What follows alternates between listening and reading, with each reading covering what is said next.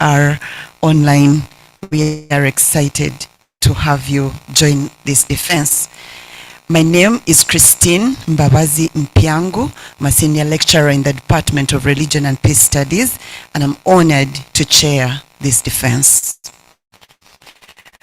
The topic is Trends in Adult Education at Makerere University, 1953 to 2006. Allow me introduce our candidate, and Ms. Asiimire Priscilla is an assistant lecturer in the Department of Adult and Community Education from the College of Education and External Studies. Welcome once again. Our candidate has been supervised by Dr. Pamela Khanakwa, who is also the Dean of the School of Liberal and Performing Arts here in the College of Humanities and Social Sciences. The second supervisor is Mrs. Alice Nankya Ndidde. Thank you so much for nurturing, and thank you for making time to be here. We do have our panelists, and they are already here, settled and ready to carry us through this very important process.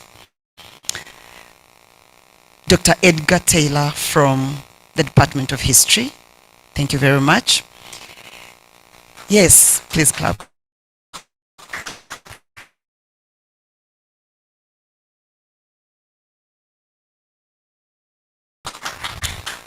We have Dr. Harriet Terere. You're welcome. And Dr. William Musamba from the Department of History. Yeah, thank you very much. So I'd like to welcome also other colleagues from the School of Education, College of Education, from the Department of Adult and Community Education. You're all most welcome. At this moment, allow me also let you know that we have our opponent. Some of you prefer critical reader, and many others prefer devil's advocate.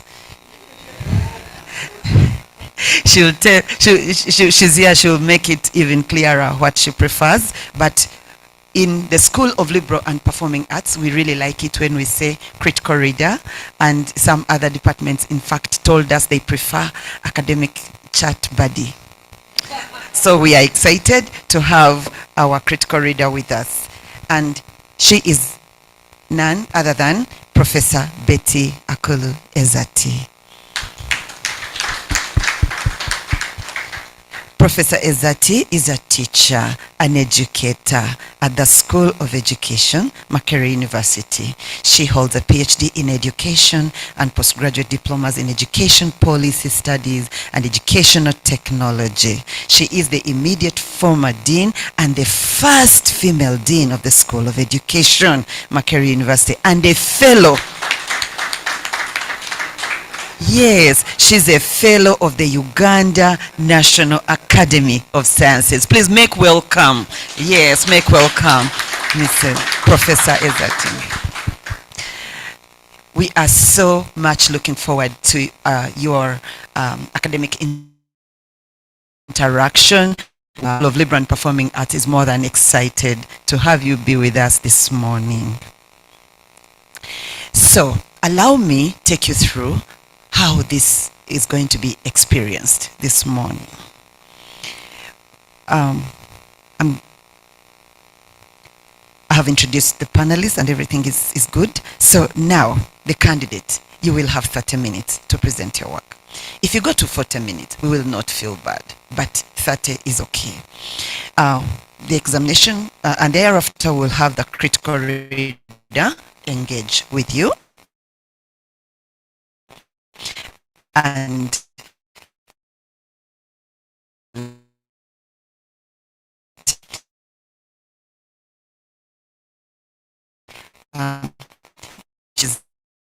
by the critical reader will 1 hour. Examination committee panelists for 30 minutes. And thereafter, the public here present, but also online, will have an opportunity to ask you some questions and give response to your work. Thereafter, we will have 20 minutes of the examination committee retreating to discuss your experience and your work, or your exposure of your work and interaction with everybody, and then we will return to do the final bits regarding announcing, giving you the verdict of the committee, but also to allow you an opportunity at the end to make your acknowledgements. We prefer that you say that in the end. So thank you very much. And now it is my pleasure to welcome you, Priscilla, to present your work. Welcome.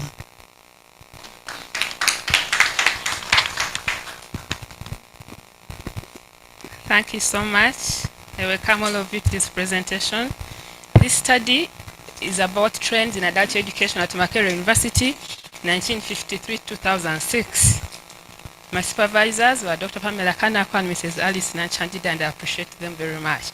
This is the outline of my presentation and how it's going to flow. So this study is about the introduction of adult education at Makerere University, how it started as extramural studies, and this building is about this is the first structure that housed the extramural studies. It was the first form of adult education before it transformed to become certificate oriented. So before the transformation, it was more about non-certificate based courses. And this was a form of education which was meant for adults who are outside the university premises. The word extramural means outside the walls, and this meant outside the walls of Makerere. So before, this kind of education started in 1953, and it was a direct reflection or similarity was high with that which was in London or in Britain. It was the British form of extramural studies which was introduced here in Uganda. And therefore, resident tutors were the university members of staff who were in charge of transferring or taking learning from the university to the community, extramural, beyond the walls of the university. It was an educational provision which occurred in communities in different regions of Uganda, and that was mainly by the resident tutors who were the university members of staff taking this kind of education. So it has similarity with the British version because, like in Britain, it was meant for the working class to help them become better, and even at Makerere, it seemed to have the same motivations to the adults who are not part of the usual population, which mainly attracted young students. So it was a way of reaching out to the adults in the communities. And these voices from this part of the work, from the background, for example, this first one says all university colleges were mandated to take a leading role in the development of adult education. Local centers for extramural work to the outline. This was from the Colonial Office report, the Asquith report of 1945, and it shows how the colonial government was influential in establishment of these extramural departments in the colonies. And the second one is a quotation from one of the people I interviewed, FS3, and this is what it says, that in Oxford, we were interested in the future, which we hoped would be a time of peace and a time for people getting their own independence, to look after their own affairs. This kind of extramural studies had an element of wanting to help the colonies to move towards independence, and this was reflected in the type of courses provided, which included, for example, parliamentary politics, parliamentary government, voting, and it was a way of encouraging, it was a way of helping the communities, the adults, get aware about this change which was forthcoming, which was expected to come in the years, like when the British rule ended in the colonies. The last voice there is about the role of the resident tutor, and the resident tutor had the role of taking the university to the people to provide learning opportunities to adults who were interested in practically any form of learning. This was with FS1, one of the study participants. So the resident tutor was the university staff in charge of taking the university, in bracket, taking it in terms of the courses and the knowledge which was deemed important for the communities. So there have been there are many writings about how this was happening in other parts of the British colony. In Africa, for example, in Ghana, Nigeria, Botswana, and also in the Caribbean, in the West Indies, and in Australia. So this kind of studies were introduced. So it was part of the policy to establish extramural studies everywhere in the policies, in the colonies. Now, this study is related to the fact that there are few scholarly writings about this kind of education in Uganda and how it started at Makerere University, because Makerere was the pioneer in providing of education as the highest, the highest institution of learning in Uganda, the oldest at that, but there is limited studies that give sufficient attention to this kind of education, and that is the scholarly gap, and that is why this study comes in to fill that gap by bringing the story of how extramural studies started at Makerere and the motivations and how it transformed over the years to address the needs of the Ugandan population and of the adult learners in particular. So the problem statement is that this study is coming to fill a gap, motivations and the changes that happened in 1953-2006. So previous studies on Makerere lacked sufficient focus on extramural studies, they lacked sufficient focus on this kind of education, which starts not offering qualifications but offering general knowledge, and then it transforms. But there's limited research that documents this kind of study, and therefore this kind of research. So this study comes in to fill that gap in literature to give a sufficient focus to this kind of education and how it started and how it transformed over the years.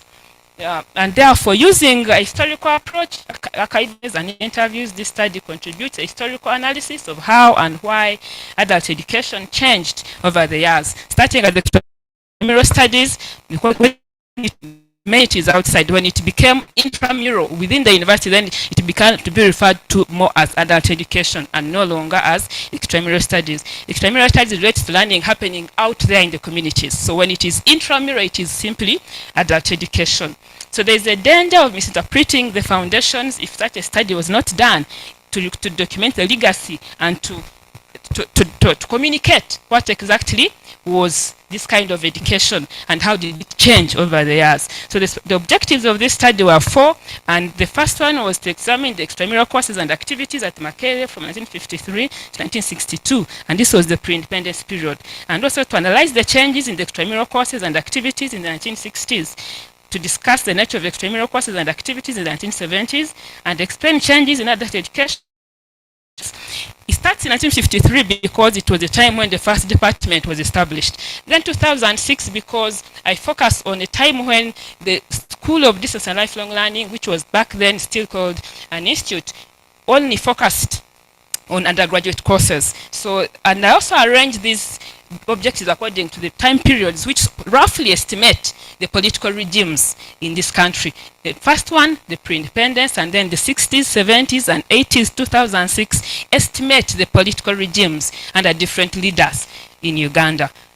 The first questions were picked, it is one which connects with each objective, and therefore it is a research question picked from each research objective. And then the theoretical framework. In this study, I used 2 theories, one by Pierre Bourdieu, 1984, and this is mainly his ideas on test and how test is influenced by those with high cultural capital. High cultural capital defined in terms of educational status, and therefore how these people with higher status influence the views, they influence the values which are taken up by those with a low cultural status. And I use this to explain, to understand the pre-independence motivation and how the colonial government, through the 1945 Asquith Commission report, how they recommended this kind of studies for the colony, Uganda. So this in determining, the test was determined by the British government and by the colonialists, people with higher cultural capital than the adults themselves. So it was felt that it was the best kind of education to introduce, help, enlighten them.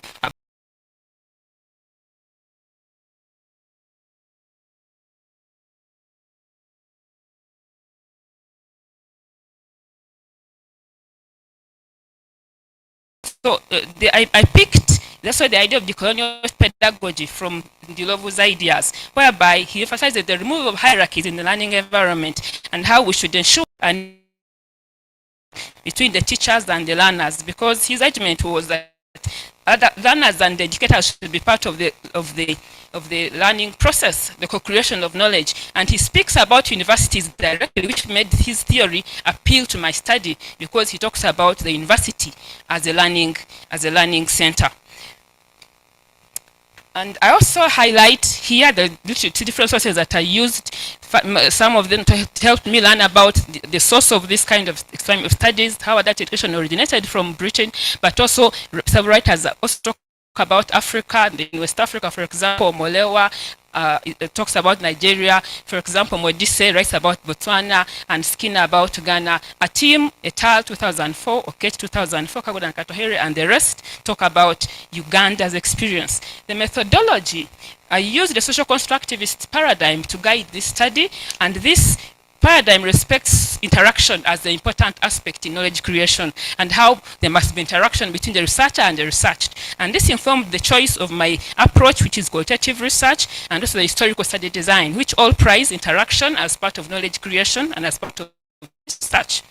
And therefore, this also influences the choice of methods that I used. The interviews that I held with staff and alumni involved interaction, and I made it a conversation which rhymed with the paradigm that guided this research, as recommended by Butler, Kisber, and by Cresswell 2013. And historical design was important for me to be able to appreciate this trend over the years, and had to therefore use archival sources as well, in addition to the oral sources, whereby I interviewed the former staff and also former students to help me have this chronology, this arrangement of what happened in different time periods, and identify causes along the way, causes and also continuities in this history of adult education. That analysis was chronological, like I said. It was I organized my data. I got photocopies from the archive sources where I was allowed to photocopy, then I also transcribed the interviews, and I did this, and then I had to go through, manually reading through to identify emerging ideas, and then be able to develop themes, and then go on to develop my interpretations and write. And this was very significant to help me develop the discussion, the narrative that I developed in the study. So regarding objective one, the main findings I talk about is that this kind of studies that started pre-1962 were largely non-certificate based. They were mainly for general knowledge, and this was, like I said earlier, almost a replica of the British version of extramural studies. And this tallied with what Bourdieu talks about in terms of test influenced by the British. I see this as an English test that was brought here.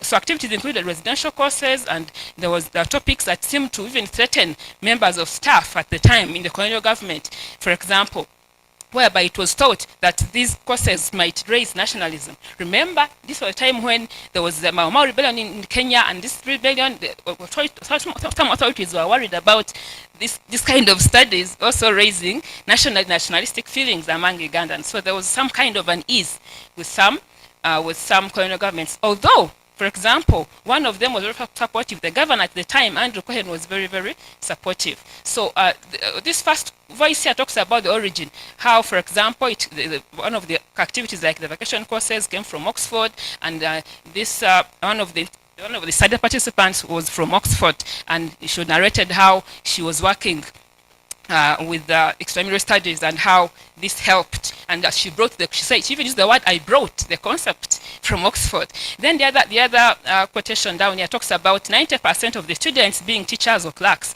The nature of students who are in these classes were largely those who had some education, and they wanted to be able to improve their qualifications. So. And talking about qualifications, in the 1960s, we see a focus on qualifications. This is now the objective 2, where I focus on Africanization of adult education, and how Africanization was part of the ideas on decolonization. With independence coming and self-governance, there was need to recruit Africans, and therefore the need for qualifications became very, very important to get staff who can take part in this kind of the governance of the new country. So there were several opportunities offered by Makerere, mature gentry, certificates in adult studies, and therefore with topics to icon government and communication, which were necessary for the leaders to use within the new positions they got. So there was some changes also included the change of name, the department became a center, there were scholarships for funding, and all these were supposed to help in building the staff needed for taking on these new roles. So Bernard de Banson, the principal at the time, is quoted to have said in one of his speeches that the college at the time, it was the University College of the University of London, it had a role in Africanization of the public services by offering courses in training. And this also shows how adult education fitted by bringing in place courses and bringing in place opportunities to help Ugandans get ready to take on the roles in governance. one of the staff members said, we were being looked for to take up jobs at Makerere. So that is how it was serious to have Africans join the new government and the offices. So in the 70s, there was tension, but there was also, before the tension, Makerere became an independent university. But interesting to note in this chapter, in this objective, is about the tension that came with the political messages, and about, for example, the leadership. One of the participants narrated how he went to a school to talk about, to give a public lecture, and then the messages became, they seemed to have angered those who were in the audience, those who supported government and thought he was anti-government. So he was summoned, and that's what this voice is saying. But he didn't stop. He kept to the message, but he made sure he's cautious in the report he was asked to give regarding what he was doing. So the event is also characterized by seminars for teachers and government workers, as the department sought and as the center sought to contribute to social development, and therefore in a way become relevant to the country. And then in Objective 4, the focus is on how the change now moves beyond certificates to have the diplomas and degrees in adult education at Makerere University. So the department had became a center for continuing education, also became an institute of adult and continuing education. And the mandate was around promoting adult education and community development, but also providing flexible learning opportunities. And therefore, one of the voices I pick here from the students, because the courses that were developed beyond 1980s included the diploma in adult education, a bachelor's degree, external programs in distance education, for example, Bachelor of Education, external Bachelor of Science, external Bachelor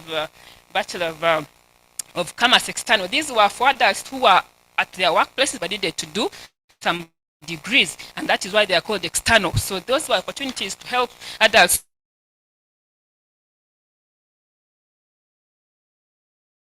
about how the course helped him or her in their jobs, because the course was tailored to help them work with communities and to help them facilitate community development. And therefore, this studied with the ideas by Ndidde about decolonial pedagogy, but also about relevance as an aspect of decolonization.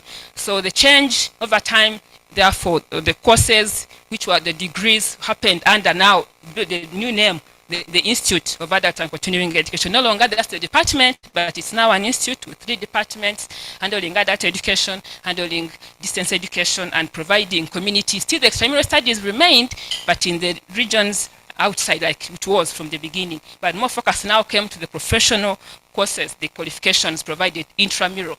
The conclusions from this study are that although the motivations were foreign, adult education since the beginning, 1953, focused on content aimed at positive societal change.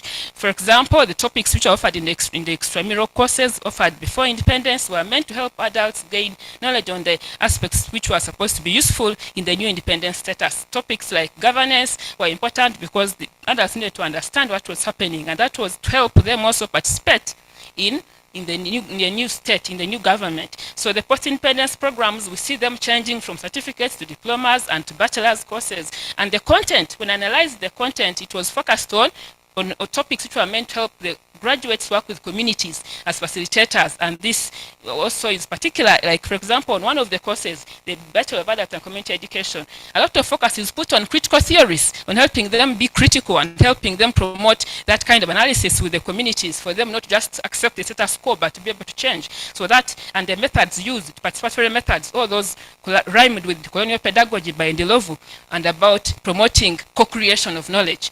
However, there was a lot of emphasis on satisfying needs for qualifications, and this tallied a lot with the capitalistic mentality of education for the labor market, and that in a way centered the dominant knowledges. But nonetheless, the knowledge was relevant to help deal with the problems like ignorance, poverty, and disease, which were observed as areas where the university had a role to play in training manpower. So the main conclusions are 2, that the beneficial motivations were foreign. There was a focus on content for positive societal change, but also the need for qualifications by early school leavers made a big contribution to the growth of qualifications-oriented training in terms of continuing education, the education for those who left school earlier. And adult education at Makerere contributed through designing appropriate programs that adults needed at the time. So this thesis argues that since 1953, adult education has been changing. It has changed, influenced by the needs of the country. For example, need for independence, the need for African members of staff, and need for dealing with problems of poverty, therefore help to help produce graduates who can promote community development. And therefore the changes indicate that it was not static because there was need to contribute to societal change and for community development. And this study contributes new knowledge in the sense of analyzing adult education content since the beginning. No study has dealt with this kind of analysis of content in detail. I looked at course outlines, I used course materials that I could come across, handbooks, reviews by external examiners to understand the nature of adult education over the years. And this has not been reflecting in previous research. And I think that is a big contribution this study has made.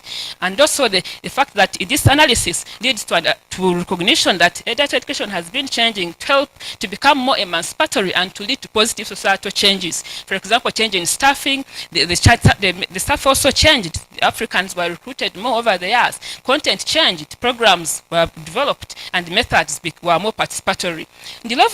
On the other hand, this study also recognizes that Ndidde Gasenyi's idea on entering the dominant knowledge and centering Africa seems to have a challenge. It might not be applicable, especially in the global world, because there's the fact that when we center Africa and we assume that we are decentering Europe, that might have challenges. And instead, this study recommends a mix of both local and global aspects, which seems to be a better argument in dealing with multiple knowledges. As we talk about multiple knowledge, like Ndidde Gasenyi argues, decentering Europe and centering Africa might seem challenging, and therefore the mix might be the better strategy. From this study, I make 3 recommendations that, like the previous courses in the pre-independence were non-certificate based, were not based on qualifications, they were mainly for general knowledge. And yet over the years, these were almost shed off. They reduced significantly.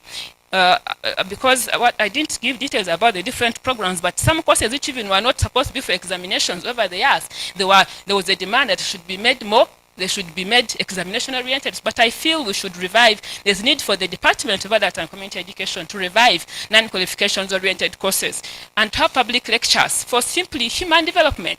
We shouldn't. There's a lot of focus on human resource development, and therefore ignoring the aspects which are not necessarily for qualifications. And also they need to add content and literature by African scholars, like I mentioned, a mix of both global and local sources of knowledge, and the revival of collaborations with other departments at Makerere, which seem to have reduced over the years. For further research, I recommend a study on awareness by academic members of staff regarding the decolonization of knowledge. Knowledge being decolonized means accepting multiple knowledges and decentering that to reduce the dominance by only one type of knowledge, one source. And I think another study, a more in-depth study, can explore whether members of staff know about this and how it can be done. And also, I feel a study can be done on experiences of members of staff during periods of political turmoil and how they maneuver and how they handle the environment. Do they go silent? What are those things about censorship and academic freedom? And also, a study can be carried out, a historical study on the graduate programs in adult and community adult education at Makerere University, because this study focused more on undergraduate programs. Another study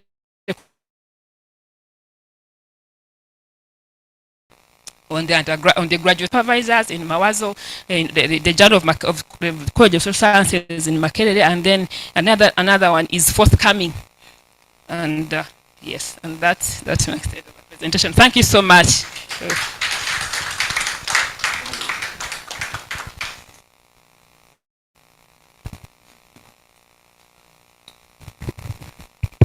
Yeah, thank you, Priscilla. You can please breathe in and relax. You took us on a marathon. I could see myself literally flying through 1953 to where we are this morning. Thank you. Thank you so much for presenting your work with so much passion. And we now look forward to the next step, which is very important. Would you like to take some water? Just relax a bit, because what is about to happen next is even more interesting. Yes. So, ladies and gentlemen, and our online audience, I hope you are following and enjoying what has so far taken place. It's now my pleasure to invite our critical reader to come and take her space and Asiimire, you'll stay right there so you can have a good interaction. Welcome, Prof. Thank you. Can I have some water for the opponent as well, please?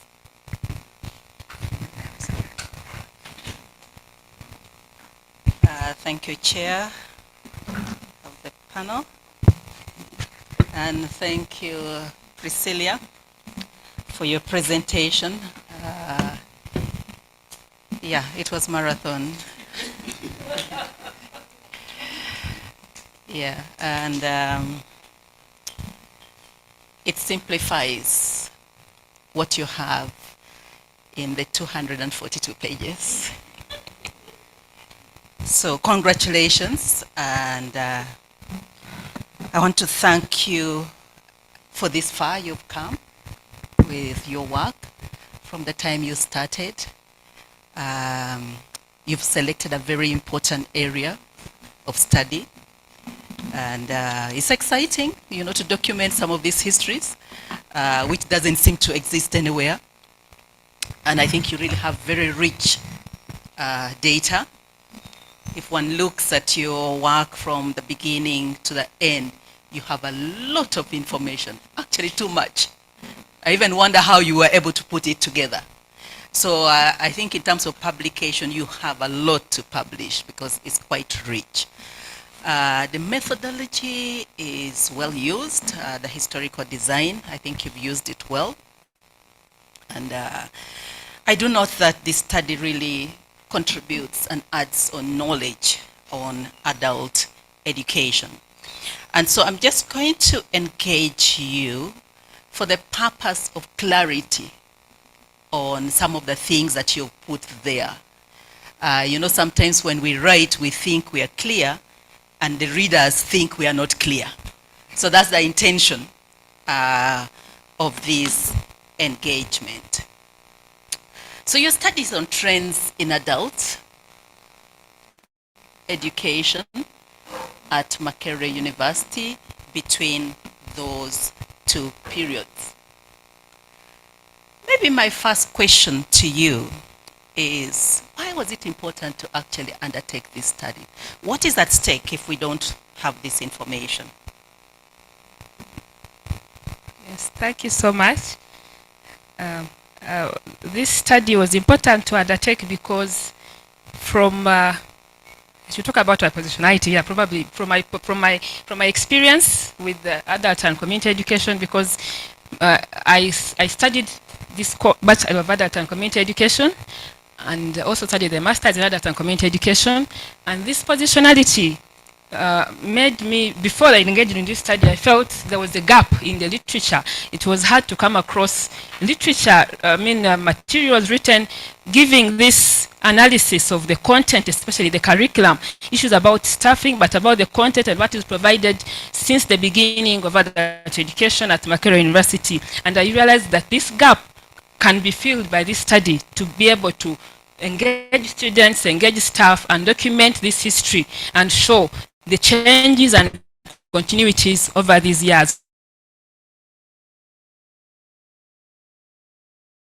Because my focus was on the undergraduate, I stopped at 2006 to give the chronology, but also a discussion on causes and challenges of what happened, but also the continuities that happened over the years. That's what I thought would be missed if this study was not conducted. So your focus was mainly to fill the gap? Mainly as a scholarly gap, but also as part of contributing to literature. You know, yes, there was a gap, and that was my main motivation. But also, whereas I was in that situation, I was very sensitive also not to, because, for example, as I discussed with my study participants, I was careful to be able to bring out the experiences as per each objective, to be able to fill the gap in literature, which I discovered, like I said, it's not easy to come across such an analysis of content. There are several, should I call them overviews, and not an in-depth analysis of curriculum and the changes and continuities over the years. Thank you. Then where do you put your argument that extramural studies provided opportunity for nationalistic debates in all this story? Okay. How I put where I put it, it comes in where by in the pre-independence curriculum, as I analyzed the curriculum, because I was able to come across the content. Luckily, one of the study participants referred me to University of Oxford, where she delivered her materials, and I was able to get that content. When as I analyzed the content, I realized that the content was focused on topics which related to governance, and also in the interviews, because two of the participants were expatriates. They were they were members of staff in the 1950s and 60s, so they were able to share with me, and I found that tying with what was in the curriculum. For example, topics on governance. There was topics on parliamentary politics, and also the argument that the government, Uganda should transform into an independent country, democratic, following the Westminster. It is even mentioned in the literature that Westminster, should I say, kind of governance. So following the the British style of governance. So this, as I analyzed this kind of curriculum, it made me realize that this content was rhyming with the times, whereby there were nationalistic movements.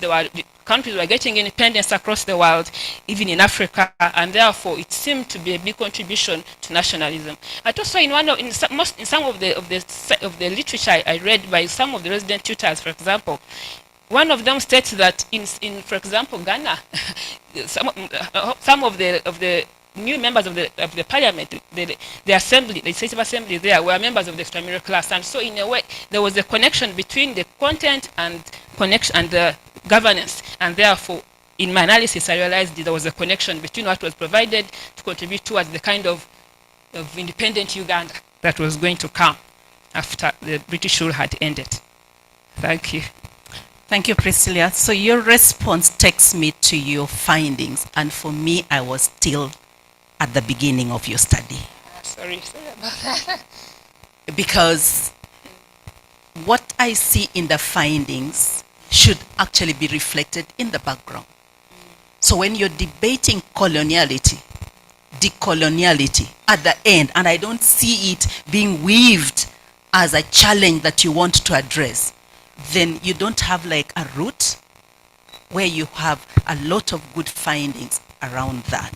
And that's why I ask you, is it only the gap, or there are other issues that really bothered you? And when I look at your data, it's just not the gap. You're also bothered about what kind of extramural studies existed. But you don't weave that in your background. Any comment on that? Oh, thank you for that observation. I will take it as a lesson, and I will go through and see. But there's somewhere where I weave it in a little, where in the literature it talks about, for example, I find that... Can you speak to chapter 1? Okay, chapter 1. When I find that in some parts of the British colony, there have been writings by writers, for example, Gordon about the West Indies, or Molewa about Nigeria, and I find a gap. That one. So in the literature, I show that we need to know whether that the extramural studies in Uganda also contributed to nationalism, because in other parts of the colony, some writers have talked about it. But I will look at it deeper and try to weave it into the background, so it shouldn't stay only in the findings. Thank you. Okay. Yeah, and also when you're talking about the contextual issues that actually made you to think of this study, then you're grounding that context within the Ugandan context, but also within Makerere University. So we don't begin going to all the other countries. That is important, but we want to see the contextual issues right here that triggered you to really undertake this study. In your background, you do give us a historical perspective from pre-colonial. You have content on pre-colonial, then the colonial, and as well as the post-colonial, which I think is good, but you need to develop it a little further. Okay, thank you. What was adult education like before? You make mention of them, but you don't go to develop. Okay, thank you. So why did you find it inappropriate not to use any of the recommendations of Dilawar 1935? I did not. I do not. I did not. I do not talk about the Delaware Commission in my work. Why? Because I thought that most of the ideas there were not speaking to extramural studies, and so I focused more on the Asquith Commission, which directly mentioned the establishment of these departments in the colonies. But I can still look at it because I didn't give it enough. I didn't give it enough space. I didn't analyze it so much. But since you mention it, there could be, because these are big commission reports, there could be aspects I didn't see. So I can look at it again and see the connection, because I did not, that is for sure. I focused a lot on the Asquith Commission report because it mentions extramural studies outrightly, that I can see, because I'm not very sure now whether it actually speaks a lot about extramural studies. Yeah. Okay. Because this was the first commission to focus on higher education. And adult education, you're studying it in a higher education setting. And therefore,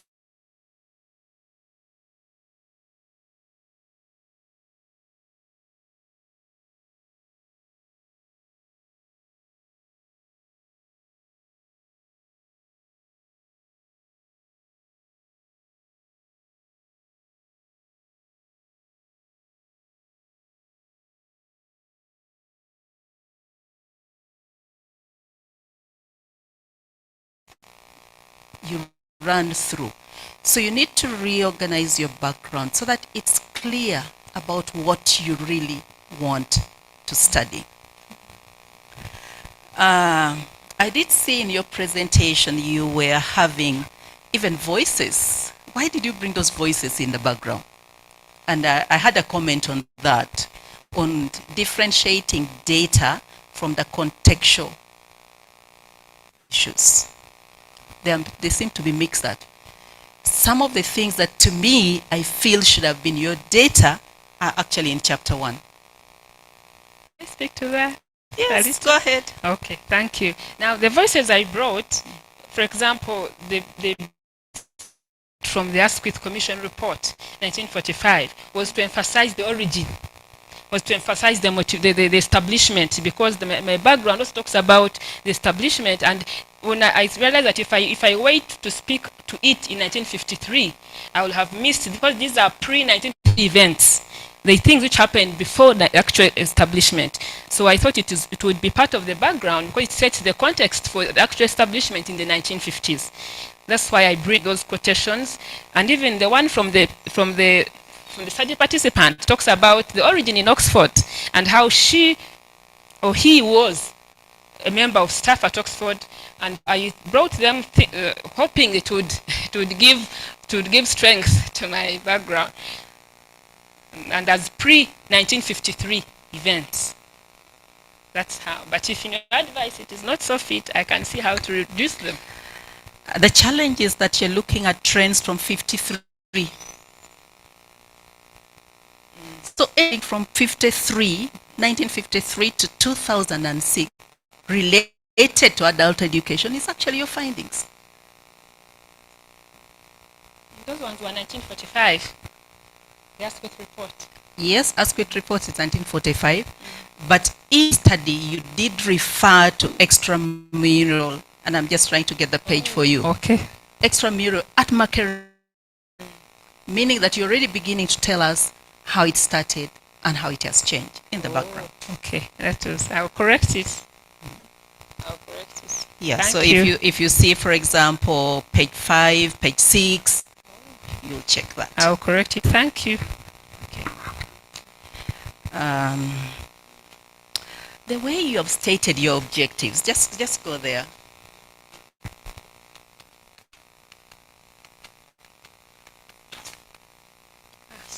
Sorry.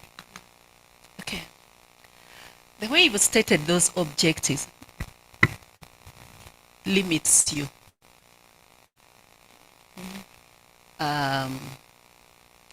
You've basically used the chronological approach in this. But in your methodology section, you claim to use both chronological and thematic. How did you build that, given the objectives that you have?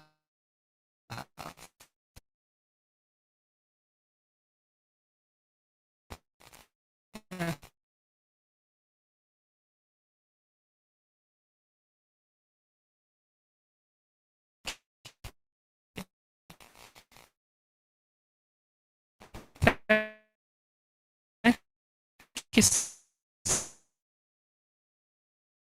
much. So true, I identified themes, and then it was the yes, like 1953, 1962, but again the themes which came out under that period of time. So it was both chronological and also thematic in that sense. Okay, I have a problem with some of the themes. Oh. Because when you speak to conferences, speak to workshops, speak to seminars, how would you categorize that? Because I feel that you didn't have this global theme that will enable you come up with those sub-themes that you have in chapter 4. Maybe we'll get there a little later, but just to from your answer to note that I had challenges. You don't seem to have very, very clear themes coming from each of these, and maybe that's sub-themes that you could derive from it.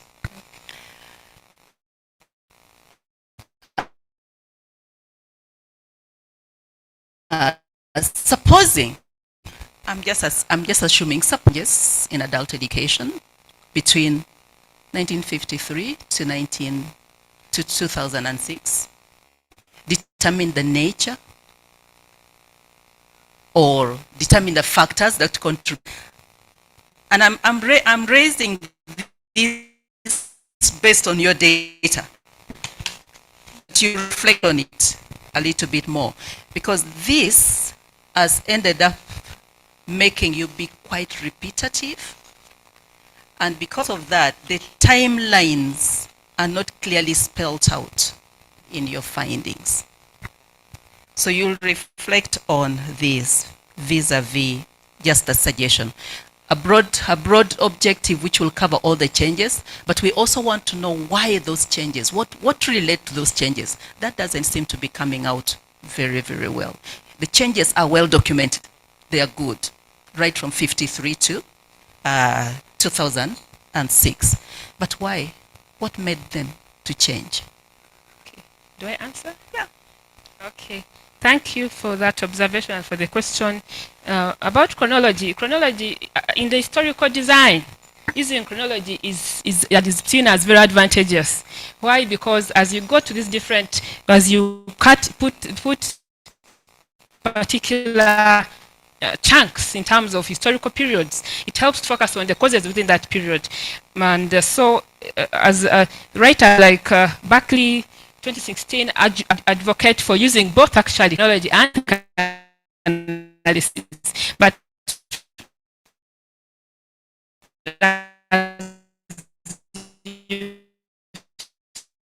I'll try to make sure that the causes come out clearly.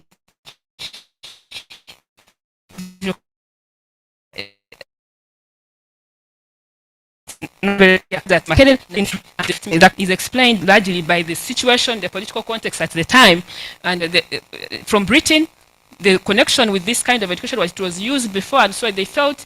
The originators thought it would also contribute to the pending, because talks were already, it was almost clear that these colonies were demanding independence, and so it was almost expected. So, but also the government at the time in Britain supported the need to prepare colonies for independence, and as demanded, like I said, by the pre-1953 events, there was talk. There was seeming need among the colonial rulers to promote the readiness for independence. So that was one of the factors that seemed to come out strongly as a reason why this kind of studies came to be introduced in 1953. Then, as we moved towards the independence, other changes included, for example, we have an African member of staff, one of the staff members coming on board in 1959. So that it could be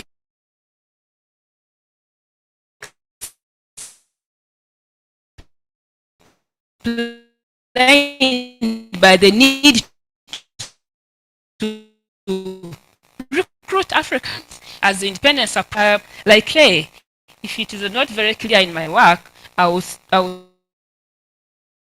try to bring them out more pronouncedly. And then also the other factor was African-oriented topics coming in. the annual study vacations. They also brought them in, and the topics, for example, were quite too. The need for national.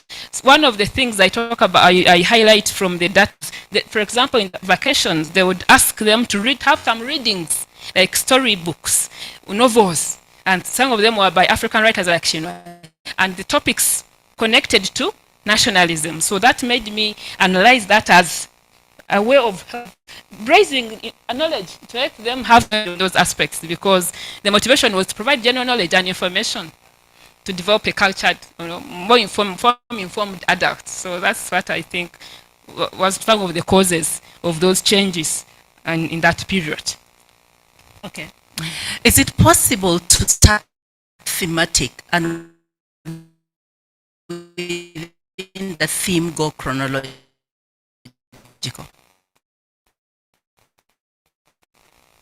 I think I will explore writing, but it's something I can explore with the guidance of my supervisors. I cannot say no.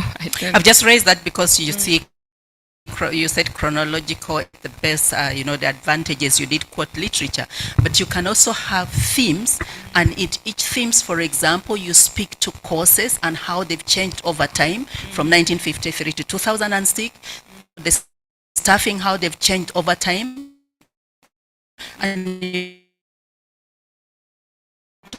talk about what actually made those changes to take place. I have two theories.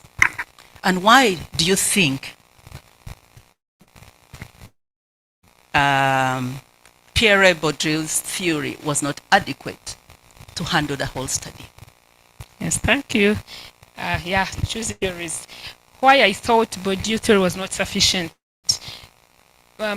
Yes, whereas both Ndidde Gatseni 2018 and Pierre Bourdieu 1984 all hint on issues of power, but I found Bourdieu's theory not talking about teaching learning environment the way Ndidde Gatseni talks about it. And so I found the need to Ndidde Gatseni's idea, because he speaks to the university. He even mentions this in his theory. He speaks to the university, and he speaks about the university as an inheritance from the colonial era. And so I found that Bourdieu's ideas seemed to me to explain more, to speak more to this. The whole idea came about, and I thought it would help just on that point of introduction of this kind of learning, because it talks about education, yes, being used can be imposed on a community as an aspect, and those who have more power, how they can impose it. But I thought Ndidde Gatseni adds an analysis of the teaching learning environment, and I thought that was richer, but also Ndidde about Africa, and I thought it was interesting to find to use a theory that even speaks about Africa as a location. That pulled me. Thank you. Thank you, Priscilla. But remember that your interest is decoloniality. Right from the beginning, you're not only talking decoloniality from 1962, but you're talking about it right from 1953.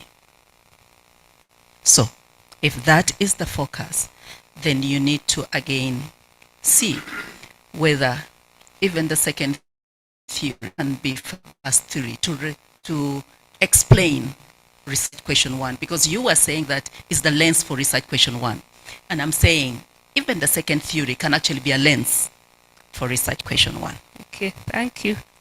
I'll look at it. I'll think through it again with the guidance of my supervisors, and if it's then I can actually use one if I agree and possibility. Okay, thank you. Let's go to your methodology. Literature, you'll just read my report, my comments on it. Let's go to your methodology. You've used a good methodology. I said already it's appropriate. And the chapter is generally well written. You do promise anonymity, and you also promise confidentiality. Do you think your study participants cannot be identified?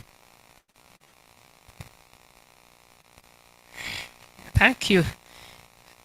I feel I anonymized enough, so I think they might not be identified.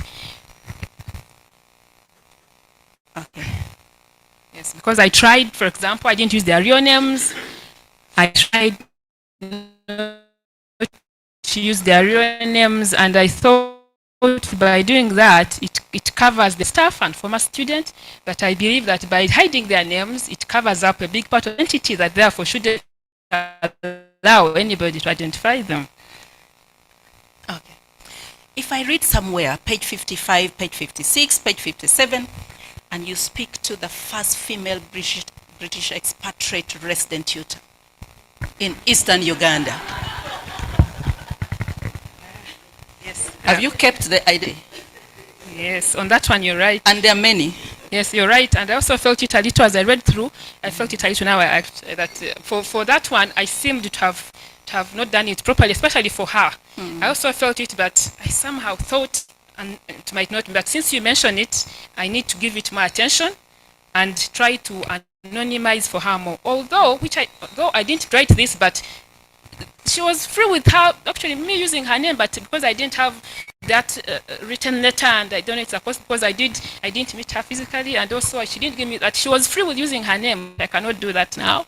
Since I'm anonymizing for everybody, I will try to. You see, when you went to the ethics committee, and the ethics committee approved your protocol, and the protocol indicated that you're going to maintain confidentiality and anonymity, then you need to stick to it. Yes. Otherwise, you're going against the ethics, yes, what the REC actually approved. Yes, but if you had indicated in the protocol, and by that time you wouldn't know anyway. So since you wouldn't know that they would be all, you just get away.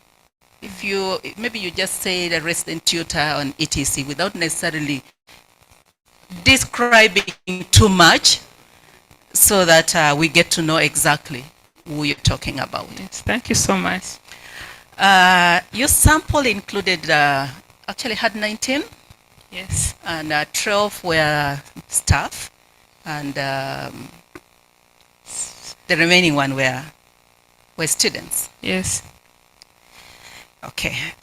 You did the right selection method. It was purposive. It was snowball. Did you also use snowball for students? Yes.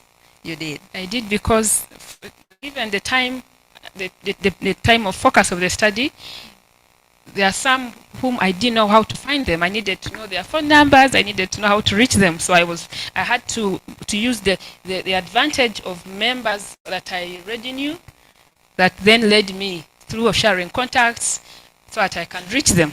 That is the advantage, that I to use the networks, and as an advantage of snowball. Okay. So why was it irrelevant to include Makerere University leadership who were there at that time, or who have lived in that time in this study? Yeah, I never involved the leadership at that time, because I realized by focusing on staff who are involved in adult education and students, they were information rich and therefore sufficient for me to find out about adult education and the changes and continuities over the years. So because of the sample that I selected was sufficient, because as students and as staff, the experience with teaching and learning, I felt was sufficient for the study. And given the limitations of time and the need to delimit the study, I felt they were sufficient. Okay. But the leaders who are there, and you know about triangulation, you can triangulate your sample so that the data from one can cross-check the other one. Given the fact that some of these leaders were the ones in the Senate, maybe they were in the council, and they could have contributed to creation or to the transition from, for example, Center For continuing to education. the institute, you know, all those changes, they were there. And these decisions were not made at the unit level, which is adult education. It was made at the university level. Yes. So that means there were debates around it in certain forum that you could have tapped on to get insight. Why did you change? And that takes me to another component. Why did you leave out, for example, Senate minutes, I council used- minutes. I used them. That one actually was. I remember you do when you mention asked. that you've used them, but I don't see them. That You could mentioned be. at the end that you've used Senate record, you've used, because I would expect, for example, minute of 1970, this number of Senate, you know, the 5th Senate 1970 sat on this. That's what I would expect, but I don't see it. I used them, but maybe sparsely. But I actually used the minutes and even the board minutes for the center for continuing education, and even for because the department from the start of the extramural studies, they even had boards, academic boards, and probably I need to make it more pronounced, but I used them. I even went to Senate, to that place for minutes that kept like level 6, and then I got copies. I used them, but probably I need to see that where I used them, it is pronounced, but I did use them. And also, in addition, some of the members of staff who also did us, but at the Can you center take levels. us to a page where you used Senate minutes and council minutes? Senate should be. Because the board is there. You have a lot of information from the Board of Studies, but the Board of Studies is not a final decision-making organ. Yes, thank you. I just got one on page 109 on the opportunities advancement, that is mature age entry scheme and certificate courses. I talk about the first Senate meeting of Makerere University held on 29th July and 12th August 1970, supporting the mature age entry scheme as a window for others to gain re-entry into formal education. I quote, the meeting agreed, I quote, that the mature age entry scheme be operated as hitherto under the conditions operated by the University of East Africa. In bracket, I put Makerere University Senate minutes, 29th July and 12th August 1970, page 5. This was the first one after Makerere became an independent university. Okay. Yes. So just strengthen that, because there are areas where I would find, for example, you're speaking to a change from one name to another, and I want to see that to the final approval, and I don't get it. And then you're speaking to the curriculum that has changed, and I want to trace whether those changes were approved by the final organ, and I don't see it. So just beef it up. Yes, thank so you that so those things come out clearly. much. Thank you so much. I will do that.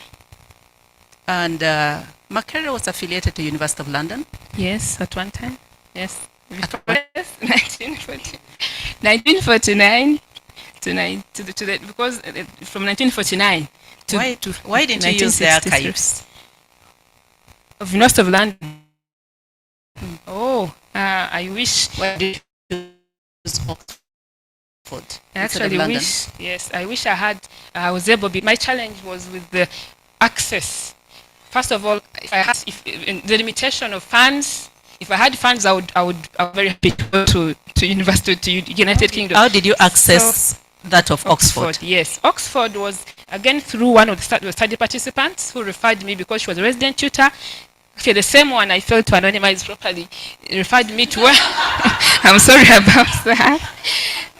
Referred me to University of Oxford, where she deposited her materials when she retired from service. Because I was asking her about the curriculum, and she said, you know, I put my materials in University at Bodleian University, and so she said, I think you can access it. So I googled the university, and I came across an email. There was an email, so I emailed them, and luckily they replied, and then they sent the soft copies by email, and it was a very good opportunity. So it was from the study participant referring me. So I was not able to find a way of reaching University of London, and I didn't find them in the Africana in the Makerere University Library, but I would have loved to use them. And even if I accessed them, I could see what I can pick from them to improve my work. Thank you. As a researcher, you try as much as possible to get information where information is. Yes.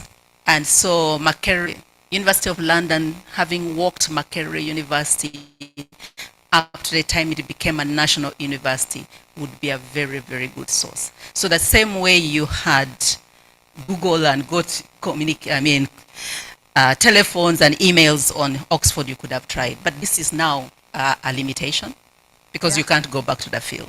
Yeah. So you need to acknowledge that maybe those recommendations you're putting for further studies, somebody needs to go to the primary sources I know Makerere University doesn't have a lot of information up to 1961. So much. So we now move on to findings. Like I said, your findings is extremely rich. Thank you.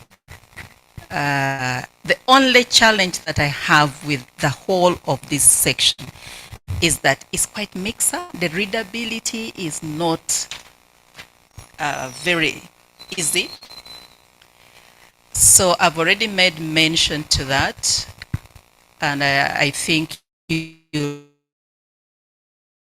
need to make corrections so that it is easy, having a lot of repetitions that come with the chronological approach. We want to see a difference. If it is seminar between 1953 to 1962, how different is that seminar, which is again presented in 1962 to 1970? Then again, you have seminar 1970 to 19. What is the difference between those? If it's going to be the same, that needs to come out clearly. All right, thank you. I will do that. The difference, the small difference I can talk about is that some of them were continuities whereby seminar method was used a lot at that time, but I should clarify, probably I should make clear the differences, which are largely in terms of content, and also the target group. But the seminars, the method, I might not be able to avoid it coming up again in the 70s and in the 80s, because it was used a lot as a participatory method, and the workshops, which as a way of working with adults. Seminar method discussions were common. The difference is in the content and the where it was taking place. Thank you. Okay. Why was it necessary to flag out extramural activities in Toro and not in any other country? Yes, thank you. One of the unique aspects was that one of the main reasons to flag out Toro was that it was a kind of data that helped me to bring out the aspects of how extramural studies targeted the educated members of the community. It was hard to find that kind of illustration in other sources. So when I found it in the Colorado District Archives regarding Toro, and in particular that association of community members and their membership, I found it rich in helping me to bring out the aspect of membership and how how they target the adults who are largely educated people. It's just the richness in the data. What were you trying to illustrate? I was trying to illustrate extramural studies as targeting education.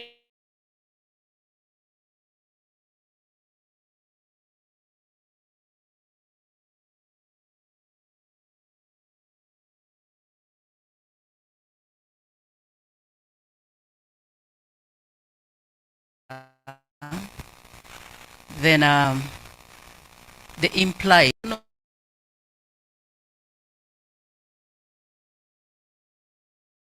create your own wordings that will be maybe borrowed from literature, but I think in your case you're saying it's direct. Yes, it was direct, because as I went through then, but of course some words relate to what was found in literature, like Africanized. When I was reading in the 1960s, I also found it as, so there was a mix of what you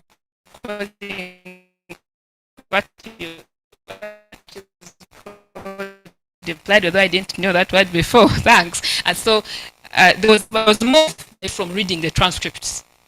As I read your findings, which is presented in 3 different chapters, I found it different what was from the data,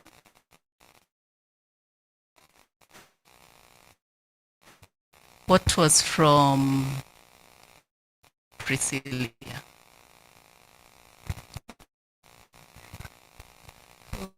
Oh.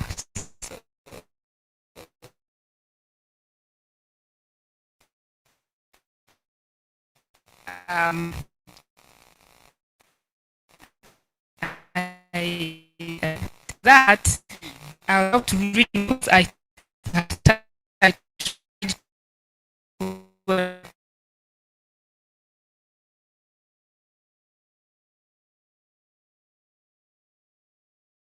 say that you have findings, you have discussion within the same chapter. yes. I find the discussion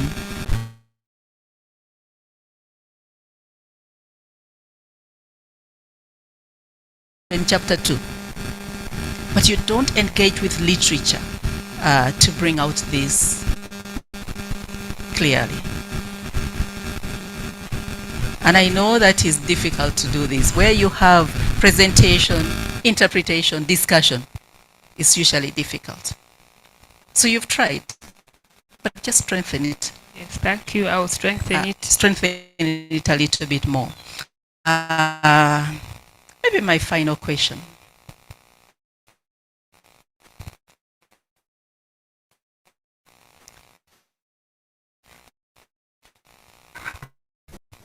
Before I give my final question, can you clearly bring, I think I've mentioned the milestone? What do you see as your major contribution? You leave alone the publications.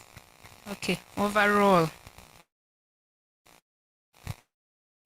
what I perceive as my major contribution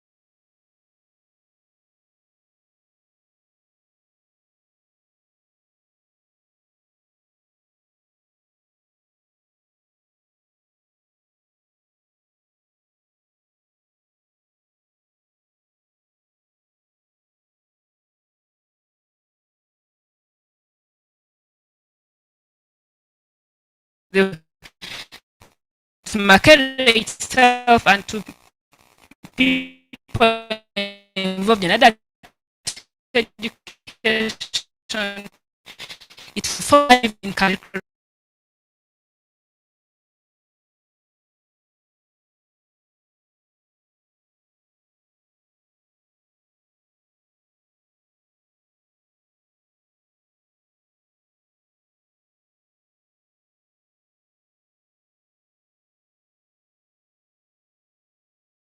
We will soon resume. I know that we are safe. Yes. And good to see you, Nuliat. You're welcome. Yes. Okay, so our online audience, we apologize for the break in the communication. You might have wondered what we are doing, but everything is being done to make sure that we hear each other, we hear one another better, and we encourage the audience here to stand up and stretch and relax the muscles before sitting again. We just concluded an hour of the critical reader engaging Miss Priscilla Asiimire after her presentation, and we had very insightful engagement. So we do hope that you too take a moment to stand up a bit and to relax. You know, sitting for over an hour, 2 hours is dangerous for our health. So hope that you are in good shape as well. Farouk, shall we resume? Okay, so in a minute, we will be able to hear the online audience, hear one another, and then we'll resume. So next will be our panelists, who I know are ready and are here. So as soon as we are set, if Farouk gives me signal that our online audience is able to hear us, Then we should have our first panelist from the examination committee, Dr. Edgar Taylor, who will be coming to engage with the candidate.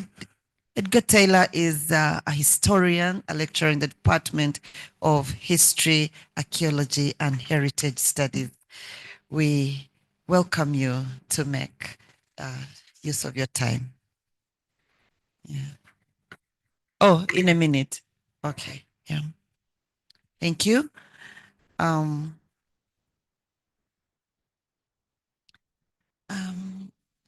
I think you will come here so you can make the candidate feel even more comfortable. Yes.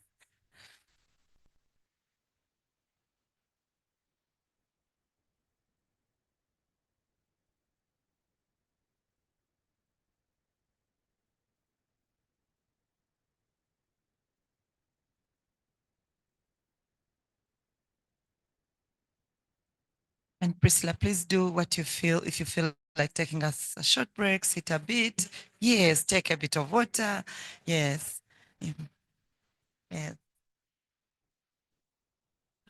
You're, you're welcome.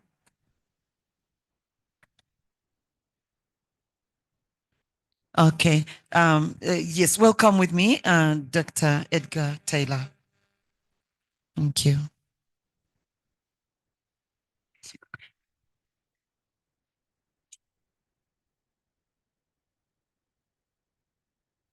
Thank you so much, and congratulations, Priscilla, on reaching this point and for writing a very interesting study. And just to comment on, I think the impressive bibliography and range of sources that you've used, and not being limited by distance from archives, being proactive in getting sources from Oxford, and being in contact, interviewing people spread around the world, I think is very wonderful, and Thank like you. a Thank you so fantastic much. thing for historical research. So it's really wonderful to browse through your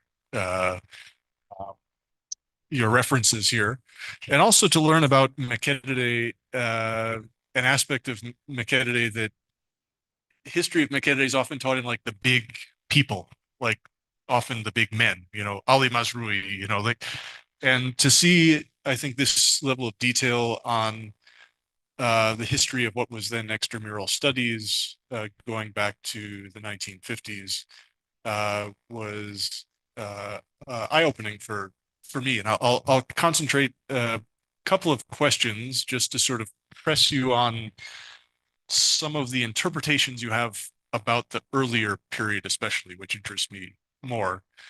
So there's a tension in the study, especially in chapter 4, about, is extramural studies an extension of colonial control, or is it a source of tension and anxiety, and even of anti-colonial um, ferment?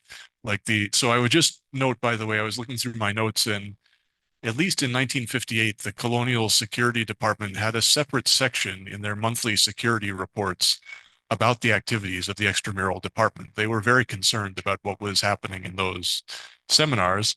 But at some point, at the end of chapter 4, you write, as the people with low cultural capital, the colonized were not the decision makers, but simply embraced extramural activities as introduced in their localities.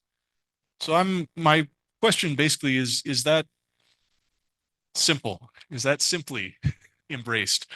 Or what did, I would like to have seen more about how students in the program, especially in that period, used the education, and how they interpreted it at that time. I know you do quote Nyerere later on in his political career, saying that he thought education needed to be reformulated. But what are aside from just from employment, what are the students who embrace extramural activities in the 1950s doing with that education? And why is it causing so much anxiety amongst colonial officials? And I'll have and so basically the question is then, is this interpretation you have at the end, which paints extramural activities as something that was just imposed rather than something that was adopted and reshaped, is that an adequate enough interpretation of what was happening in the 50s? And I guess the follow-up question is then about the transformation of the 60s and 70s. And sort of you note that Africanization of staff went faster than the Africanization of content. And I think I'd like to have read a bit more about how you interpreted the transformation in topics, especially in the 1970s, which in the 1960s, there were still topics on political education. In the 1970s, presumably those went away. And I was interested to read that there were lots of demand for courses in commerce. And so should we read that transformation of curriculum in the 1970s as curricular decolonization?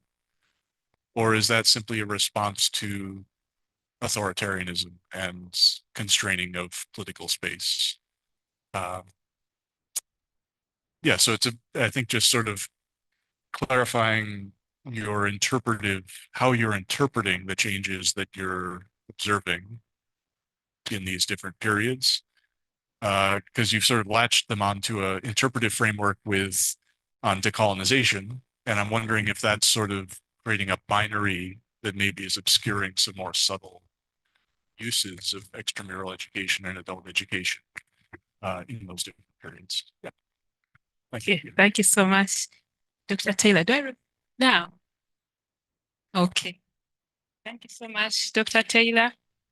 The first one was on my interpretations of the earlier years, whether extramural studies was an extension of colonial rule or whether it was a site of tension and anxiety, therefore whether it was some kind of forum or space for anti-colonial, should I say growth? Yeah? Like, did it lead to growth of anti-colonial sentiments because it was feared? It seemed to have been feared.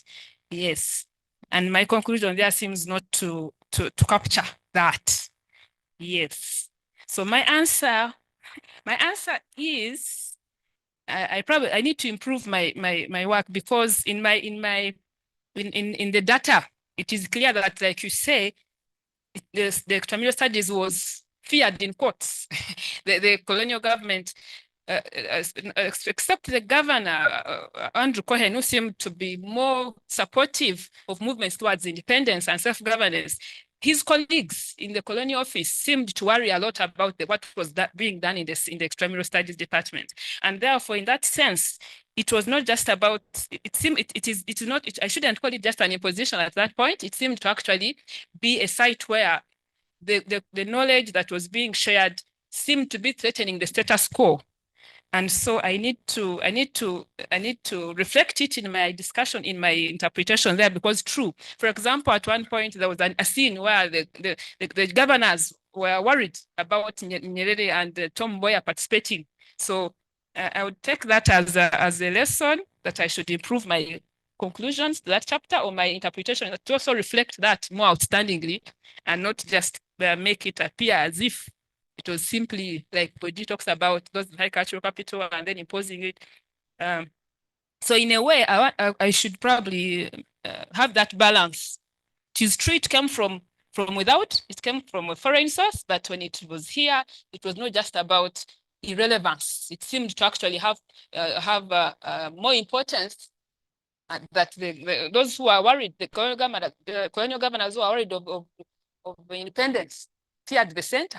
So I think I should reflect that more, and that is what I can say about your question, that first question. So my second and last question in this, I'll save my others for talking another time, is extramural studies was meant to take, there was one, I couldn't find the line, but about take the university beyond the walls.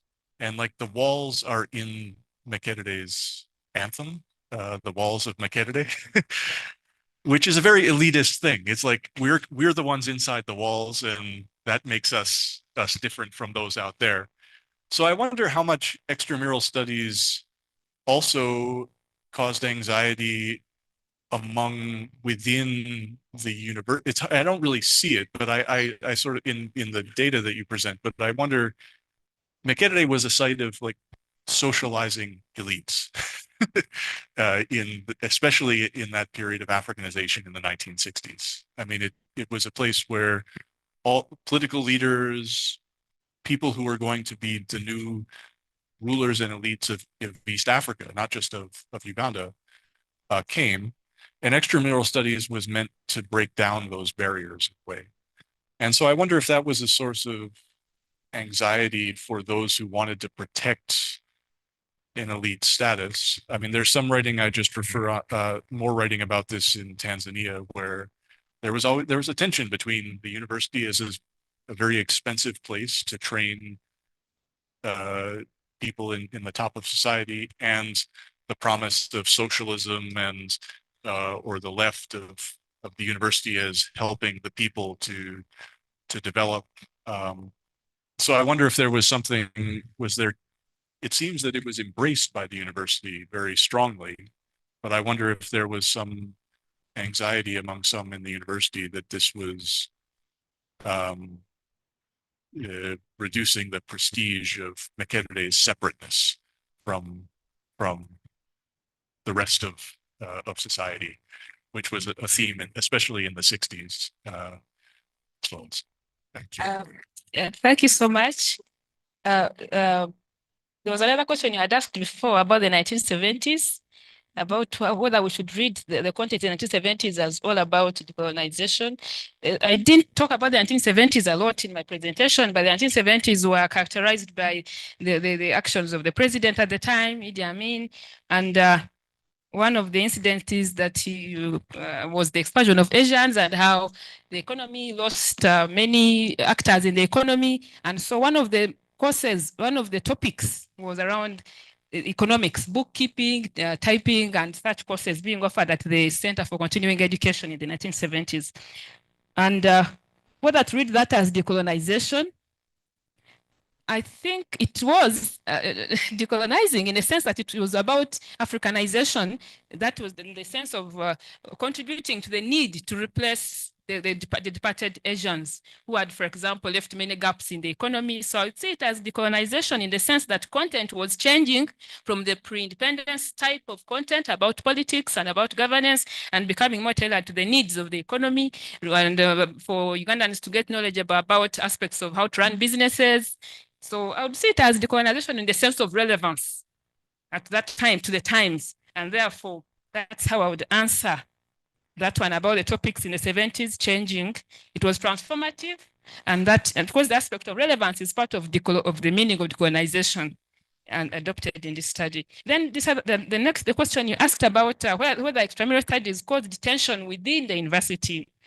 It doesn't seem to come out strongly in my data, but there's something like one of the should I call them quotations, was but it was again related a lot to how, for example, Makerere was perceived as grooming nationalists, and it came out also in that activity when the governors were sensitive about the extramural studies. I don't know whether to call that. It had a little bit of the tension within the university, and also because the principal was involved in controlling that tension when the governor wanted to stop the annual study vacations. So, but again, it's related to the extramural. But the internal one, which came out in my work, was the disregard. Actually, internally, there seemed to be it was being given a low status. Because it was not qualifications oriented, it was given a low status. So it was not so much of tension, but it was about members of staff in extramural studies being regarded as doing what was not considered academics. academic learning. So that is the tension that that comes out in my work, and how therefore the work seems to get respected more when it becomes more qualifications oriented. And yet, which according to the theory, for example, by Ndidde, that was more again making it more examination oriented, and that gives more power to the teacher, to the lecturer, and therefore less of co-creation and freedom in discussions, for example. So that is the tension I can cite regarding the within the university. The status of the resident tutors seemed to be seen as low because the courses were not certificate oriented. Yeah, that's what I can say. Thank you I won't take more time, but I'll share my other comments. Yes, thank you so much. Thank you and congratulations. Thank you so much. Thank you, Dr. Taylor, for engaging Ms. Asiimire at such an important time as this. And now it's my pleasure to welcome our second panelist from the Examination Committee, Dr. Harriet Najemba.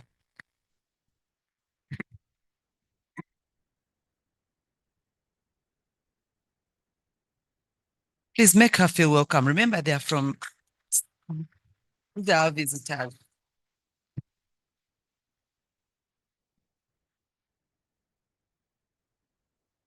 Thank you, Christine. Priscilla, thank you so much for the presentation and for coming this far. Thank you. Yes, I'll limit myself to 3 questions to you, and they're all going to come from the side of your findings. I kind of going to start off from where Dr. Edgar left off.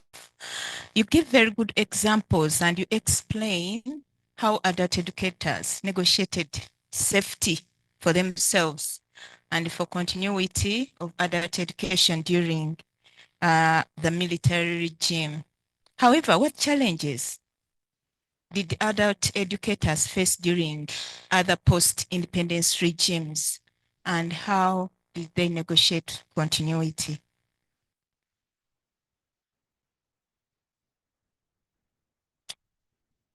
Thank you so much, Doctor, for that question.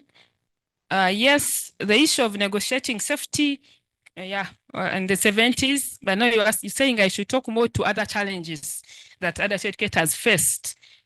From the findings, the other major challenges around funding, especially of the extramural courses, and also because there were programs which would not be planned in advance. So one of the major challenges, it was hard for them to get funding, especially when the university required them to make budgets before, yet the activities like seminars would be planned whenever there was need. There was a challenge with funding, so they're always having challenges of receiving funds from the university. Then the other challenge, which I just hinted on when I was answering Dr. Tai.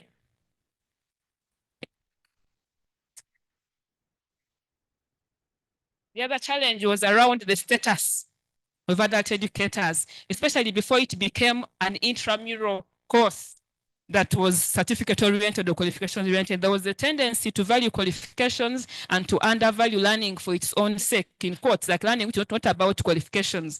And that was challenging to the status of the adult educators at Makerere University at the time.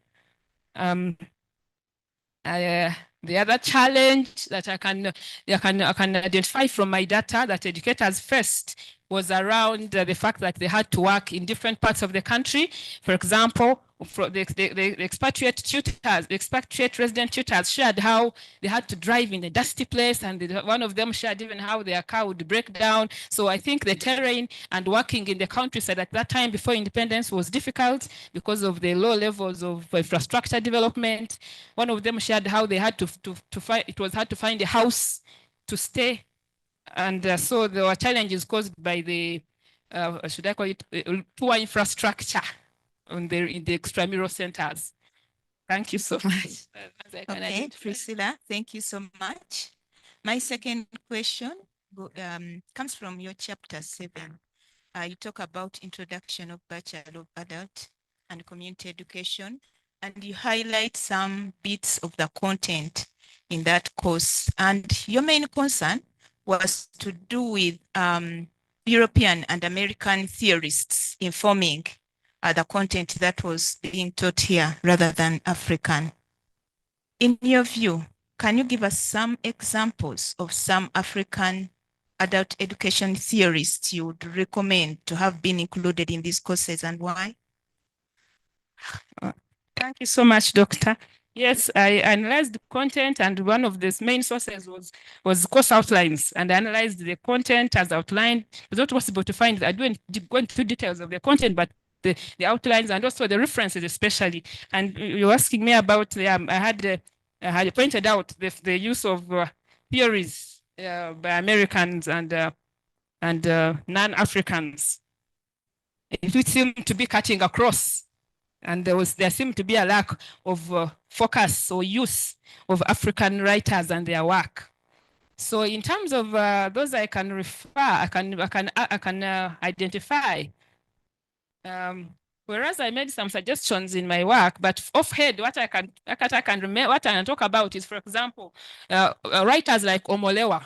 Omolewa is a Nigerian academic member of staff who has written extensively, and I would expect that his ideas on African traditional education should feature more so that we bring out the aspects of African adult education to be pronounced in the curriculum, in addition to the lecturers reading around for other relevant African writers. I put somewhere, for example, also Mez, 2017, writes a lot about learning in African context. And I thought that because here, in this case, I'm looking at a theory as a set of explanations. So I would say that there are many explanations we can also get from these Africans and their writings and add them on the reference list, as opposed to only having sources which are by non-Africans, yet Africans are also writing. The other names, can I look them up? I wrote them somewhere and I listed several of them. In the interest of time. Okay, Then thank you so much. Well, finally, I know you are looking at trends of adult education from 1953 to 2006, but from the readings, and we are doing this because you are supposed to look at provide a little bit of a cast to the future. Now, this question goes to technological transformations and the promotion of ICTs in education. In your view, how should adult education position itself to take advantage of the various emerging technologies? Thank you so much, Doctor. Yes, looking at the future, how adult education should position itself. Whereas I did not actually go into that question, but using the discussions, I would suggest that adult education should not ignore the trends in terms of technology as well, because as the world becomes more technologically advanced, adult educators should also be concerned about these changes and enable and have this in their content. And actually, in the content of the bachelor's degree, there are courses on information technology which were introduced. And I think that was a step in adapting the curriculum to the needs of the time in a way of ensuring relevance. And because I saw it coming in the curriculum in the period in the late 1990s, in the curriculum review, especially of 2000, because there was a curriculum review in 2000, and I saw some comments from the external examiner. So after that review, I find in the course outlines after that having ICT. So I think it's important that adult education should not remain behind. As technology advances, even the new technologies should be introduced. The learners should be made aware because they need them in their life as adults, and they should be helped to learn them and how to use them. Thank you. Okay, thank you, Priscilla. I think I'll limit myself to those. Thank you so much, Doctor. Yes, thank you so much, Doctor. Thank you, Dr. Najimba. I'm very proud of you. Dr. Najimba is my mentor in e-learning, matters e-learning. Yes, she's also the faculty coordinator from IODEL to the School of, to the College of Humanities and Social Sciences. So we are very, very happy to have you here. So thank you so much for engaging the candidate. And now we are going to our next panelist, and that's none other than my teacher, my colleague. We sit very close to each other in Dr. Chris Tiriri.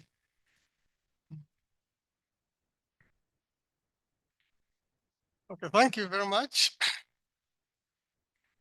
Dr. Christine Yangu, for that kind introduction. And also thank you very much, Priscilla. Thank you, Doctor. I think so far so good. I really would like to begin by congratulating you, especially when I read through your work. I was so amazed at how you managed to gather all this information. I was especially amazed when I looked at these reports that we are getting 1960s, I think you have one of 1956, how you managed to get these reports, I think is evidence of great work. Thank you so much. I had the opportunity to do to write a book chapter with Christine here on historicizing, giving a historical trajectory of our department, religious studies. And I know what we went through to get the information that was at the time when our department was being established in 1963, I think it was quite an exercise.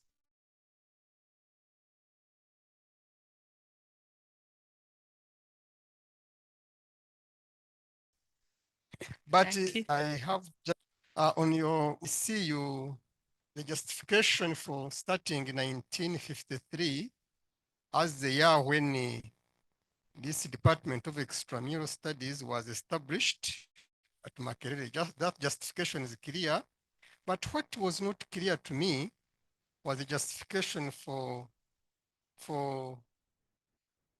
ending this historiography or this study in 2006. That was not very clear to me. Why didn't you take it further beyond that?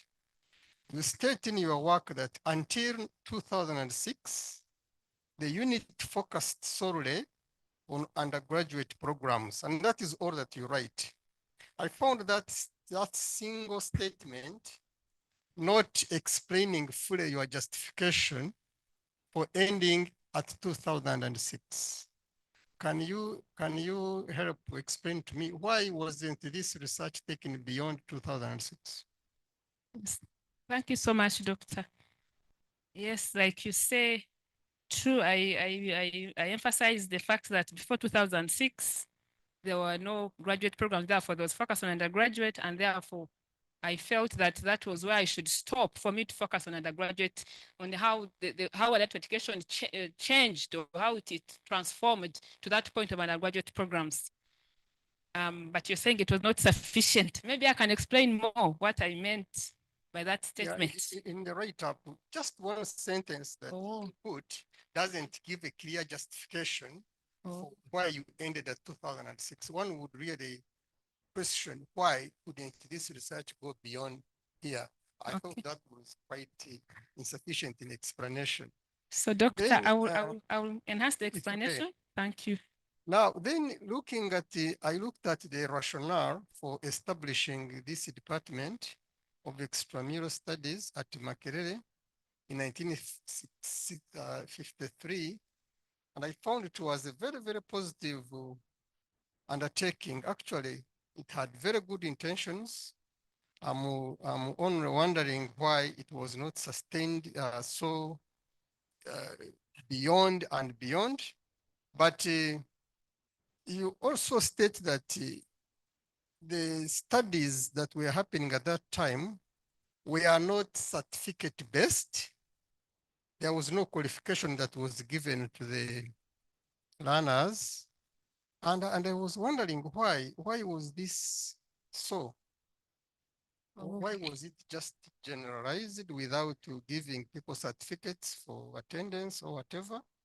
Then you said that it was tailored towards general knowledge on specific subjects and which you identify. You mentioned history, you mentioned literature, you mentioned economics, you mentioned political science, I think it is, then advanced English.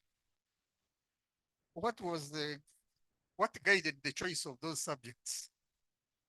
Okay. Thank you so much, Doctor. The rationale for establishing the department, yes, it seemed positive. or it was positive in the sense that it was meant to contribute to knowledge regarding governance and for the adults to understand about this new style that was being recommended, because it was recommending that kind of change from the colonial to a democracy tailored to the British style. So and you also asked that you wonder why it was not sustained. The department didn't close, it remained. And that is why I'm talking about the trend. So it is that same department that continued growing into more courses in the post 1962 period. And maybe what was reduced were those topics, which were mainly about general knowledge, and there were fewer messages on those topics. But the department didn't close, so it grew into what I show later as an institute somewhere. This is where I stop. This place had grown to an institute. No, I think we saw Now, that. yeah. We saw that Now. as you were explaining. Yes, thank you. Why But- there were no qualifications? Yes. Yes. Yes, it was the design of the programs. They were not meant to be certificate oriented, and because they were being offered outside the university, and the nature was for them to be general courses, and they were not yet approved by the academic boards to be seen as the academic program. So they were not necessarily academic. They were more or less non-academic because they were not about examinations, and they were for like seminars, like Was there a defined curriculum that was being followed? Now on that one, who chose the topics? It was from the discussion of the resident tutors, those whom are involved in the study, they talked about how it was the discretion of the resident tutor to identify topics of relevance. So there was no formal curriculum from the university to say, teach this or teach that. So yeah, it was the discretion given the times, given the relevance to the times for them. I think that is clear. Okay, Then thank you. You also mentioned in your work that the intention of these extramural studies was for self-enrichment and preparation for independence. But then you said this intention was inconsistent, especially when colonial administrators seemed uncooperative. All right. And with the especially resident tutors. Actually, in your work, you seem to indicate that the resident tutors kind of went on a strike.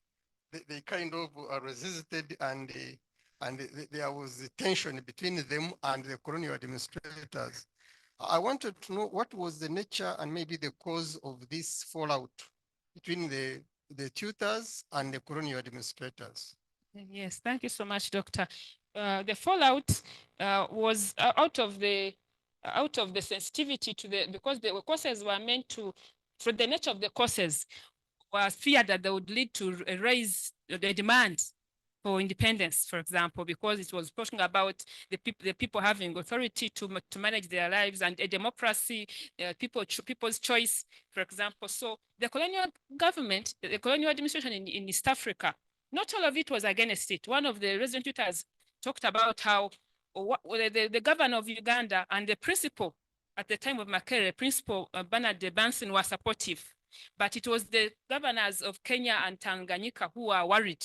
And one of the explanations that I put in my interpretation is that probably they were fearing that the Mau Mau ideas might extend because the need for liberation, like it had happened with the Kenyans. So they were fearing that it was the fear of nationalism. It was a fear of nationalistic feelings being aroused because these topics were emphasizing democracy and freedom and equality, and in line with the tradition where it came from, the liberal philosophy, which was about equality, and so there was a fear of nationalism. That's how I can call it. Okay, lastly, you state in your work that the major preoccupation of this study that you are undertaking, is to analyze the changes and continuities in adult education at Makerere. Then you are saying that adult education is still available today, but my interest would be not much in the changes because you have explained them very well in your presentation, but maybe my interest is in the continuities in adult education. My question really is, what are some of the continuities that we can see today that you can point at? Yes. What are some of the continuities that you found out? Yes, thank you so much, Doctor. The continuities that I found out, I could identify in the content, the nature of content, the nature of the curriculum in terms of what is taught, especially in the sense that from the courses I analyzed, the course outlines I was able to access and analyze, I found a tendency to emphasize courses that are meant to help the learners become promoters of community development, but also to raise conscious, their critical awareness. And also, especially because, for example, one of the courses in year one, in the first year of study on that program, included the philosophies by non-Africans, but critical people like Paulo Freire. And also there was also something, and therefore the ideas of raising awareness of people towards changing their realities. So I find that the continuity is around the content being tailored to a sense of fairness, a sense of good, to promote social good and to promote emancipation, to use that word. Okay. So now, do you think today the Department of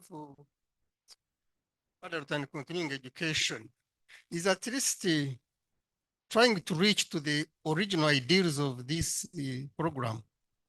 Or do you think the whole thing just got lost along the way? Yeah, I think a big part of it got lost, especially the outreach. The outreach, the focus is more on the academics. And I also mentioned it in my work, the focus on examination orientation and also being more intramural. The extramural centers remained, but they are not as active and as public oriented as they used to be. And that's why one of my recommendations is that the department needs to be more, to focus more on courses for the public, and not so much for qualifications, but even for the general good. I think that big part of the general it is more about academics now. Students, we hope that, I think the hope is that students will go out and also spread the message, but chances are they might not spread the message they receive in the lecture room. I saw you recommending a revival. Now, would your revival, for example, take the direction of reviving extramural studies in the way they were? Non-qualifications oriented, not so much, but mainly to identify topics of relevance to the times, not so much the content of the pre-independence era. Okay. Thank you very much. I must confess, members, I have really gained a lot from this work. Thank you so much. And I think I hope and pray that I will read it even more and more. Thanks very much. Thank you so much, too. Okay. Thank you, Dr. Chris, for engaging the candidate. And thank you, Priscilla, for being resilient. Yes, thank you. And now it's my pleasure to welcome Dr. William Musamba to have some time and interact with the candidate. Dr. Musamba.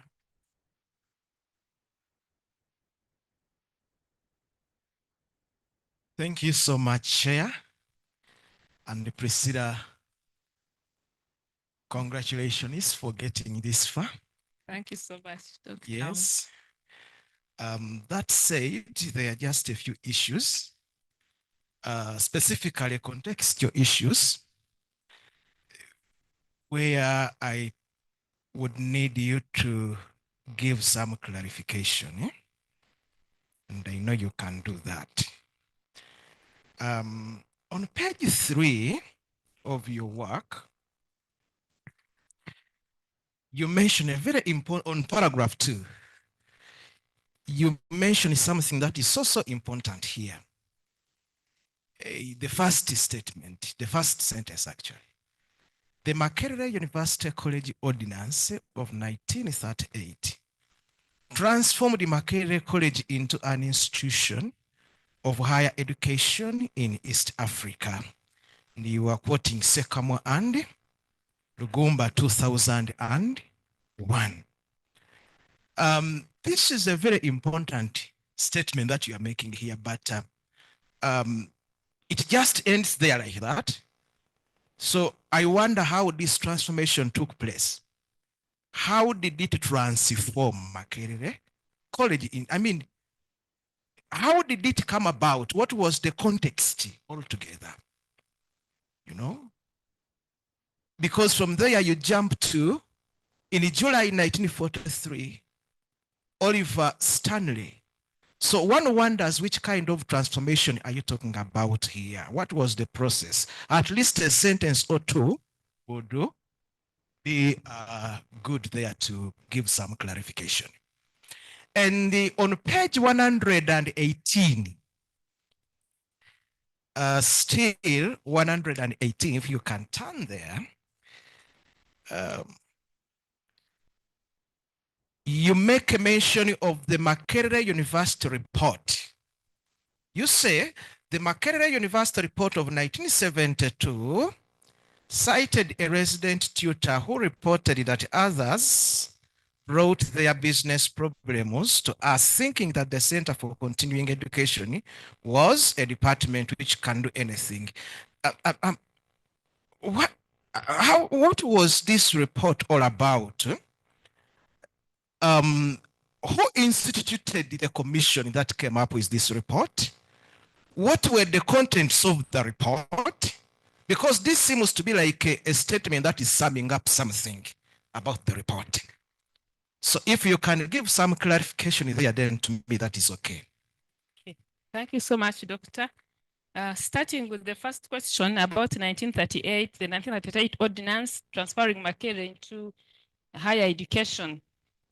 Yeah, true, I don't say much about it, but I think it is similar to what the critical reader mentioned, that I don't develop these issues about the general history of Makerere. But now maybe I'm going to develop it, but to add a little, this ordinance made Makerere more like a high school. It started admitting students who had completed high school and were now being recruited into the student population, which before was not admitting them, and that's how it started to become. It was the start of Makerere as a higher education institution. But I'm going to develop it and at least add a few lines to show how the Makerere was transforming as well, not just adult education, but also the bigger Makerere. The institution was transforming along before I reached 1953. Then this report on page 118, it was not a report commissioned, but this was one of this. Makerere used to produce annual reports, and I think it was changed over the years. I need to check when it changed, but now they produce annual reports. Before they would produce annual reports, and then each department would put in input from the issues transpiring in that department. So the Department of Extramural Studies also used to have a section in these reports. So there were annual reports. For example, this one would be reading 71 to 72. And so it was not a commission report. It was a report of Makerere University. And this is when it was now an independent university. Some of them just read Makerere College report when it was still a college of the University of London. So do I speak to this quotation? This is what I talk about under this is about how during Amin's regime, due to the Asians leaving and the economic vacuum, so adult education was perceived as able to handle all problems. Now this resident tutor was actually making fun of the fact that the work of the resident tutor was seen as broad as almost anything. Others would even bring business problems to them, thinking they can solve those business problems, as if they can do everything. I think it just relates to how there was no official statement on what their role was, so they could organize courses on anything learners wanted. So this is where I get this quotation. I think you need to clarify something on the report, especially on its details.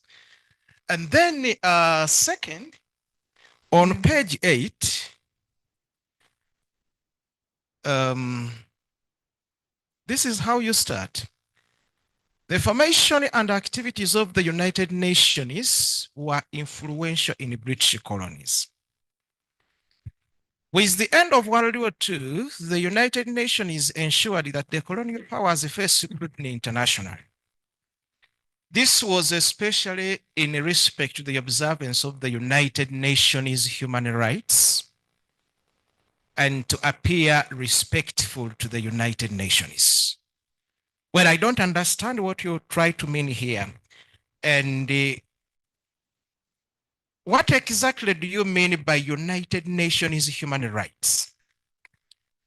Are you referring to the United Nations Human Rights Commission? United Nations Human Rights Council? Universal Declaration of Human Rights. I've not come across the United Nations human rights.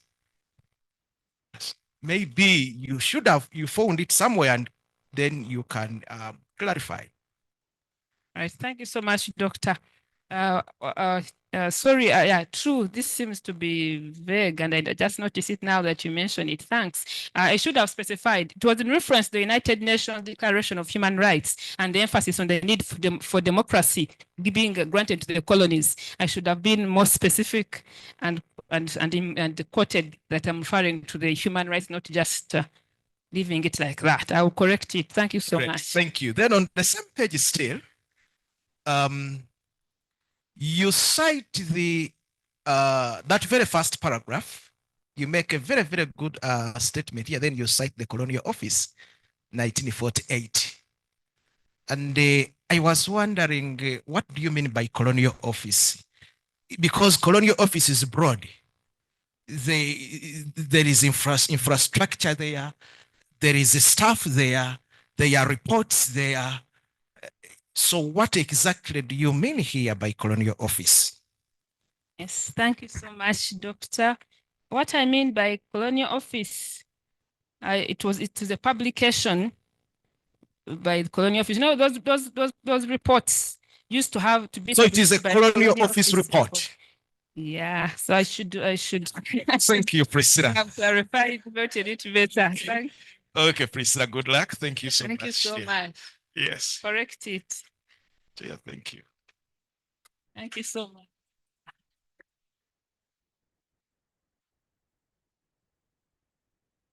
Thank you, Dr. Musamba, for engaging the candidate very well. So, Priscilla, how is it? Yes, Doctor, it is well. It is well. It is well indeed. Yes, we will soon allow the public to ask questions. It's also our opportunity, you know, to really check if you have been sitting here just for the sake of it, but to also see what you're thinking about Priscilla's work. If you are a member of the Makerere University community, this study doesn't settle you, it actually unsettles you, because then we need to know our own, we need to know things that concern us, how we are evolving.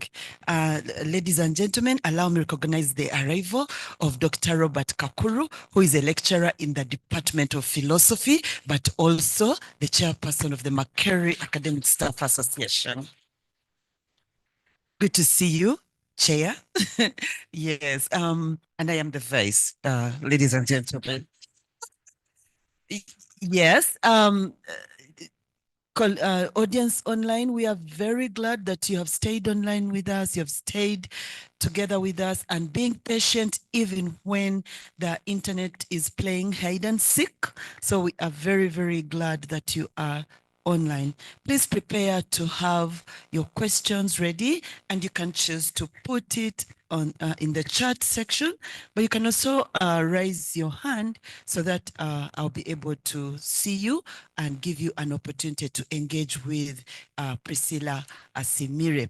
And as I come to picking you, I would like also to think about myself. It's not good to be a chair and you don't say something very specific to the work. So Priscilla, what touches me most is this whole extramural studies. And so extramural was a trend, right? So can we say that's the first trend? Yes, the first form of adult education at The Makerere first University. form of adult education. That's very good. I do really pray that you have given it a section in the book and described it, a thick description of what extramural says. And for me, the most important thing is that you're saying extramural is literally beyond the walls. Yes. Beyond the walls. And I was whispering to your critical reader that, you know what? Imagine beyond the walls. And at that time, there was no wall. At least today, we have A wall. So if you could speak into this wall, I guess, and of course she said, yes, it's imaginary. I agree. So there are walls all around us, aren't they? You know, cultural walls, but as a university, the moment you know that there are many people who have been born and raised in Katanga, but they have never entered Makerere University because of the imaginary wall. There is a wall. They are 90 years, they are 80 years, but they have never come in here because of that imaginary wall. So it would be a beautiful thing for you to get the reader to enjoy reading and understanding that wall. And also the walls, as Dr. Taylor said, as celebrated in the Makerere University anthem. Do you refer to it? No. You don't even remember that there are words in that anthem?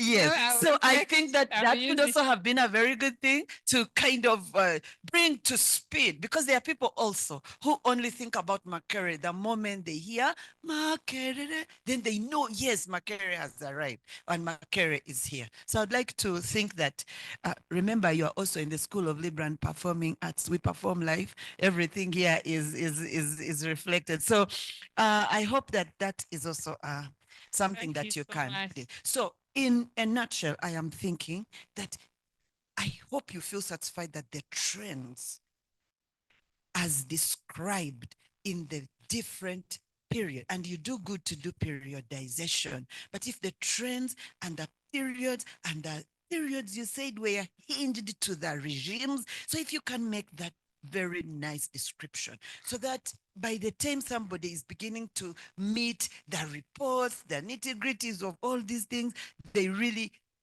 you bring that early enough to thicken the description on why it is a beautiful thing that you describe the trends, you describe the periodization, and bring out the regimes and how different regimes are responsible for the trends and patterns of the different growth and development of distance education. And as it is today in 2025, as opposed to 1953, the distance education is undergoing enhancement, capacity building, all those geared towards taking up technology. So that also should form something that you mentioned, so that the reader of 2025 can actually see the trends and patterns in the different periods and how today we see technology. And that's why I was very happy with Dr. Najemba's question on leveraging technology in distance education. Now that I am the chair, please, I'm not Thank you showing so off. much. I seriously want now to go to the public. Thank That you was so my, much. Thank you so much. yes. Okay, so let me begin with anybody online? Any question online? Please keep a look. Keep. We must never forget the online audience. Sometimes they feel marginalized. You get? Yes. Okay. In the house, the panelists are done. Yes, Dr. Christopher Muhozi.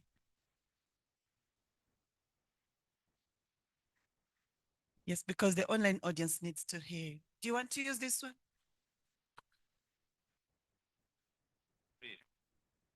Thank you so much, and congratulations, Priscilla, this far. So I was looking at the first page of your presentation.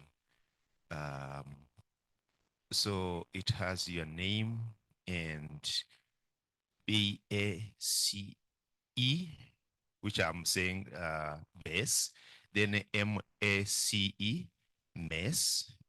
Probably you are now going to say PACE.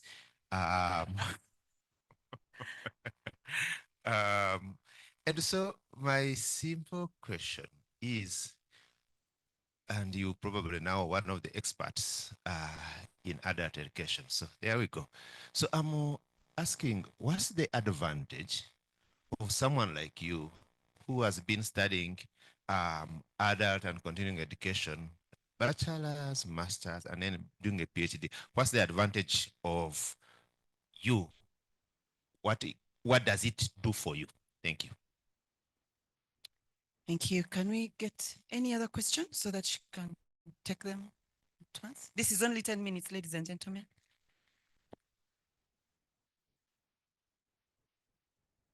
Okay. If there is no question in the house, so then Priscilla has an opportunity to respond. Okay, thank you. Thank you so much, Chair. Thank you so much. Thank you so much for that question about my position, I would say. It points to my position as someone who studied adult education at bachelor's level and at master's level. And now here I am studying it at PhD level. What does it do for me? It does a lot for me. It has many advantages, especially I had the advantage of benefiting from the networks that I had. That's what informed my sampling strategy. And it's because then the advantages of using a network and knowing information rich members of the population, and then you can reach out to them as your immediate, especially for interviews. And also for accessing the archives, it was also very helpful. When I went to the library, Makerere University Library, it was something I didn't mention, but which was very important at the time I started data collection. There was the coronavirus pandemic. My being in adult education, but also being in Makerere was very advantageous because it allowed me access. I was able to get access to the Makerere University Library after the lockdowns. I was able to sneak in, especially using my identity as a student, but also as a member of staff, especially. But also during the interviews, this advantage seemed to pose some. It seemed to make me alert to the challenges that came with working in almost familiar grounds with people who studied here, and then I was with them to study, to inquire about the experiences and to trace this history. I was careful not to divert from the topic because the conversations became more engaging at one point, and they seemed to be. I seemed to almost go off and to talk about general issues about Makerere and about adult education. So I was careful to drive the conversation back to the study focus. But in a nutshell, it made me conscious of the challenges and opportunities that exist in studying in a context where you are, I would call myself an insider. And so it made me conscious and cautious in my methodology to be alert and not to just take it for granted that it is well to converse, and then I would end up distracted. But otherwise, they were both positive and, should I say, challenging aspects of my position. Thank you so much. Okay, so I got a comment that members on the online are failing to raise their hands. Could you try again? Because let me see. Because I am able to. Yes, I wanted to show that it's on my side, I'm able to raise a hand. Okay, very good. John Bukenya, you're right there with your hand. Please unmute and ask your question.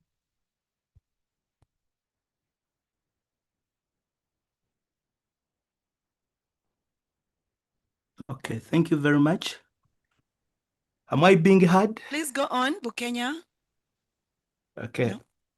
Thank you very much, our friend Priscilla, for reaching that far and for defending your PhD. John Bukenya, you're unmuted. Please go ahead and talk. Okay. Can I continue? Hello? Can I continue? Okay. I continue. You can as well type the question and we will read it and the candidate responds.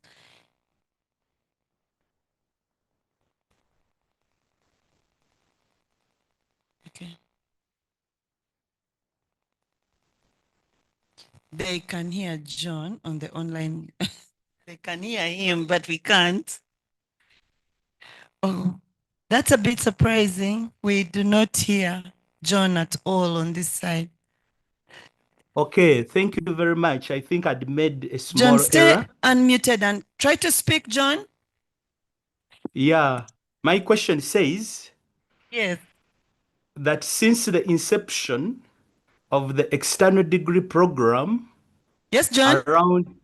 since the inception of the external degree program around 1991, Let me see if many there is people. a question. Okay, so there is a question from John. There is a, oh, yeah, there is a comment. Okay, so there's a question from Dr. Joseph Watuleke. And he says, thank you, Dr. Asiimire, for a rich and well-grounded historical presentation. My question is based on your analysis of trends from the extramural department through to the present adult and community education structures at Makerere University. Which specific historical decisions or turning points do you think most significantly limited or enabled the institutional growth of adult education, and how should the university strategically reposition itself to avoid repeating those historical gaps? It's a long question. You repeat it, Chair. Thanks. Yes. Yeah, the last bit I didn't get. What historical? Yeah. So the question is, from what? That's right. I lost the words. Yes. So based on your analysis of trends from the extramural department through to the present adult and community education structures at Makerere University, which specific historical decisions or turning points do you think most significantly limited or enabled the institutional growth of adult education, and how should the university strategically reposition itself today to avoid repeating those historical gaps? Thank you so much. Thank you so much, Dr. Watuleke, for that question. You're asking that from my study, at which moment do I think the decision made or decisions made negatively affected or enhanced the institutional growth? Because when we talk about adult education at Makerere, we are saying it's part of Makerere as an institution. I'm thinking through very fast. But what I can say is, one, the decisions that were made over time, both, largely enhanced in terms of Makerere as an academic institution, because Makerere as an academic institution with its colonial legacy seems to be more into academic qualifications, and therefore development of these course programs over time aligned with the Makerere as an academic institution of higher education, and as like the current vision, for example, Makerere is a thought leader of knowledge generation for societal transformation and development. From the analysis of the trends, the content and the changes that were happening were aligning with promoting societal transformation, and therefore I wouldn't say that the decisions hampered the growth of the adult education as a discipline. As a discipline, it is growing. It has grown, although my study doesn't reach 2024, which is the last year. But even by 2006, it was clear that there was a graduate program starting. So academically, institutionally, the discipline has grown. But what I would say is a bit negative is that it is becoming, by doing that and using the analysis I got from the theory by Ndidde Gasenyi 2018, it is becoming more, it became more academic oriented, and therefore it became more focused on content that is from the international scene, influenced by the international organizations, which is positive in a sense of partnerships to develop the disciplines. But in the sense of using African literature, I would say we are centering more one dominant source of knowledge, and that's why I recommend that we should center both African and the global. But also, I would say that we are the aspect of reducing the extramural. Because if I'm to comment about the current, because I hope, Chair, it is allowed because of my positionality, I can talk about what is beyond my scope for the sake of the question, because it takes me beyond the scope of my study. So I'm tempted to use my knowledge outside my study. Okay. Thank you so much. Thank you so much. So even my other concern is that since your question, Dr. Atuleke, takes me to the present, the extramural courses you have are largely academic oriented. And so they target, for example, people in government, in local government, who want diplomas, who want to get into degrees. And that makes it, again, I would say that Makerere, adult education is becoming more elite, focused on the educated people, and therefore wanting to make adult education Makerere an ivory tower. Again, building the wall. Those qualifications, the focus on qualifications seems to build the wall stronger where it shouldn't. So the extramural, the outside the walls and engagements have reduced over the years. And that is why I find a problem. But regarding the academics and the being an ivory tower, a source of knowledge, generation, research, I think it has grown. It has grown over the years.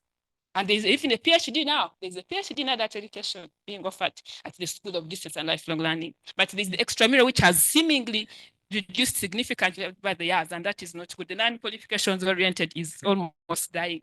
Thank you so much. Okay, thank you, Priscilla, for answering. There's another question from Bukenya, who was struggling to talk to us online, but here is the question. Since the inception of the External Degree Program, EDP, around 1991, some people have been confusing the EDP and Adult Education Program. They failed to draw clearly the line between the two programs. Can you help the audience to draw this line clearly? Was I too fast? Is it okay? It is okay, Chair. Thanks a lot. I was just trying to write it, but I think I'll remember the last bit. Thank you so much, Dr. Bukenya, for that question. Yeah, to try to clarify the difference, because you're talking about the external, since the external program started in 1991, and you used an abbreviation. I'm imagining you mean the Bachelor of Education, external, or the external programs, EDP, but the external programs in general include one of them as the Bachelor of Education external. So the external programs of Makerere, and he's asking me, help the audience to differentiate between the external programs and adult and community education.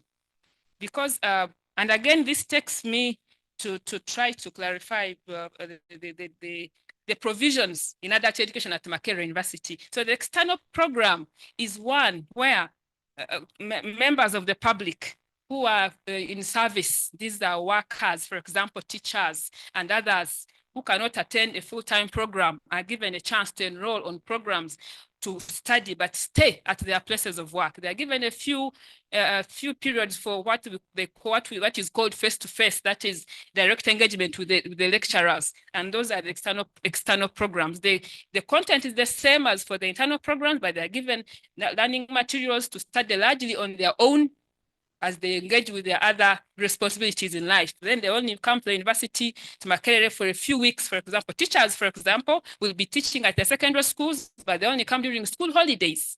So therefore, they have maybe 3 weeks in the holidays, and they go back. Then they during the rest of the term, they are engaging with the materials on their own, for example, online or even hard copies. And adult and community education and maybe before I forget, the external programs are provided especially through one department, one of the 3 departments at the Institute of Adult and Continuing Education, which has transformed since, by the way, it has transformed, but it was, in my study, it is the institute that housed 3 departments. So the external programs were the mandate of the Department of Distance Education, which offered administrative support to the what are called mother units, the subject specialists, to be able to use this mode of delivery of bachelor's programs. Then adult and community education, on the other hand, is about training adult professionals in adult and community education to facilitate community development and other aspects of adult education. This is housed, though it is provided by the Department of Adult and Community Education. And this department is the one which therefore is in, should I say, has the mandate of developing the discipline of adult and community education at Makerere University. The other department has since transformed also beyond my study, but in my study, the other department was the Center for Extramural Studies. And this was the one which remained in charge of the extramural centers, the outside the walls provision in quotes, the short courses. So like I was saying earlier, these non-certificate courses transformed into now diploma programs, certificate courses for local government staff who want to upgrade.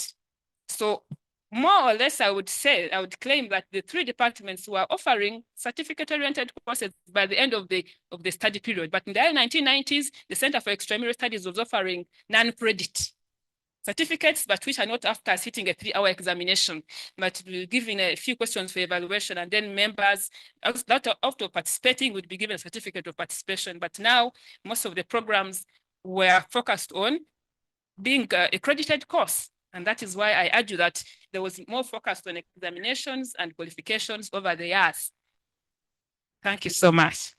Okay, thank you, Priscilla. You have done us good. You have answered the two questions that were asked by our online audience. And I do not see any other question.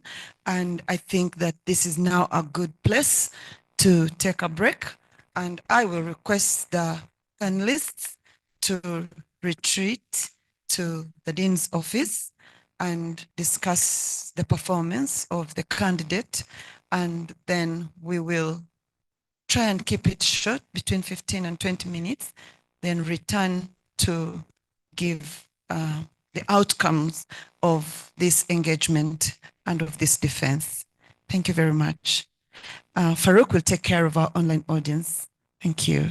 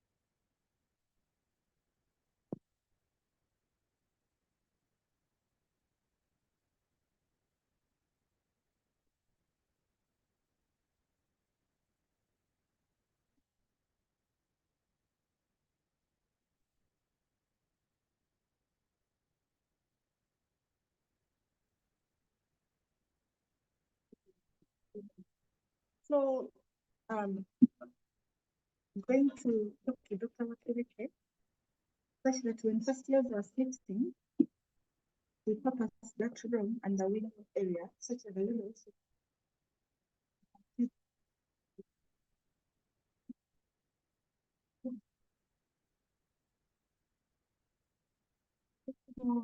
please don't mind whether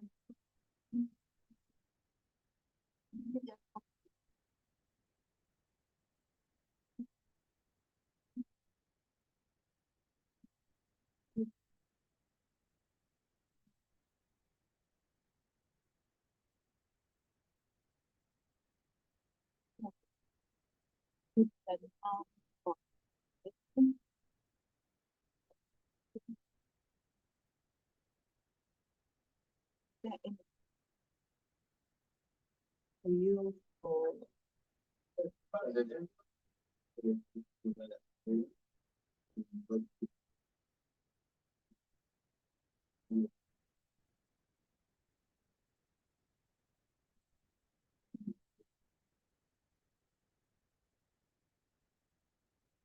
So want to use the time doesn't have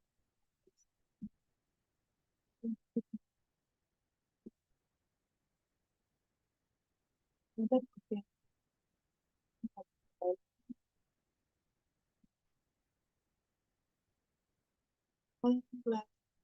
You know, those that can help you really stay very well. Please, you can come in. There's anything there. Very. Now that you're not going to question and stuff, now that you're not going to be in with this stuff, not coming from buying glass, not coming from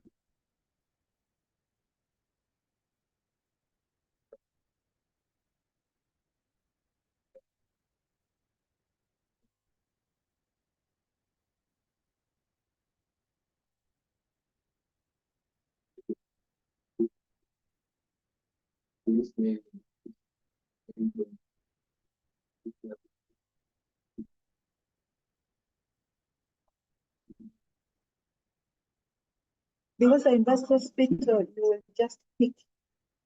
You will not, I think, pay. Isn't it?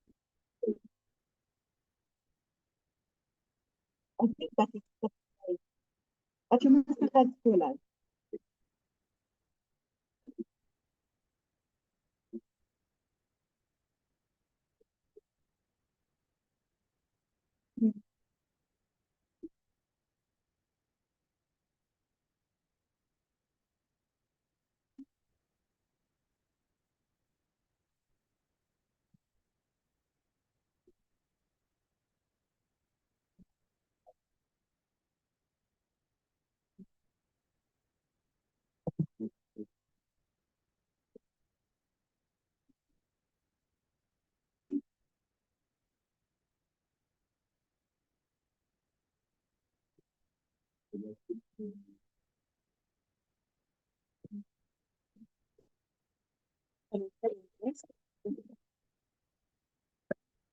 But just like this. My question was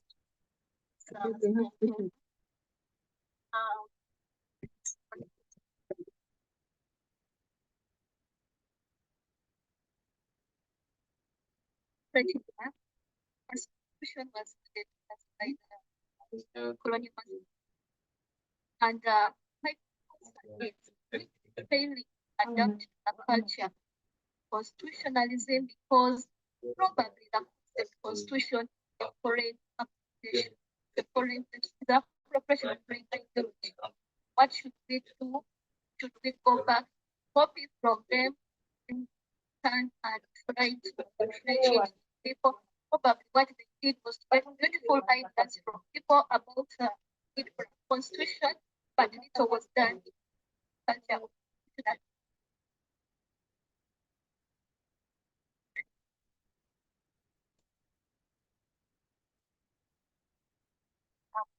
Called Pamela. Just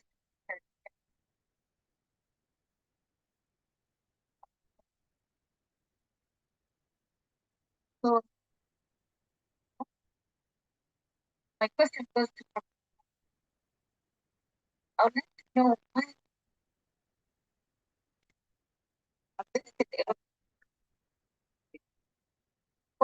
right now yes,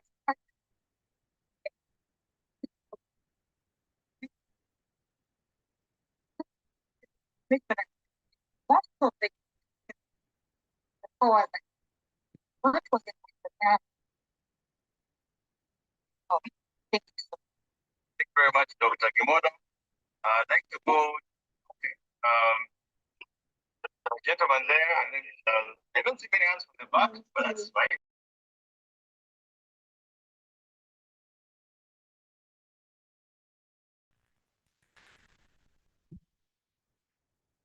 Okay, so Dr. Farouk says I'm good to go with the next comments. So thank you very much for being patient, ladies and gentlemen. Thank you for waiting here in the Choose Smart Room physically. Dr. Mdondo, Constance, Dr. Nuliat incoming, and all our colleagues from history and around. You're all well appreciated for being patient. I'd like to celebrate our online audience that has stayed patiently with us and keeping us company. If you thought being virtual is not warm, ask them. We are feeling your warmth, we are feeling your support, and thank you so much for being here with us. So the committee has had enough time to engage with the students' performance, with the students' work, and Priscilla.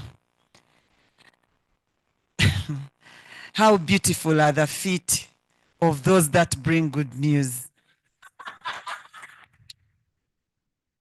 How beautiful. So I'm the good news bearer, and I am so happy to announce to you, to the house, to the committee, found your work very good, your knowledge very good, and that you have passed.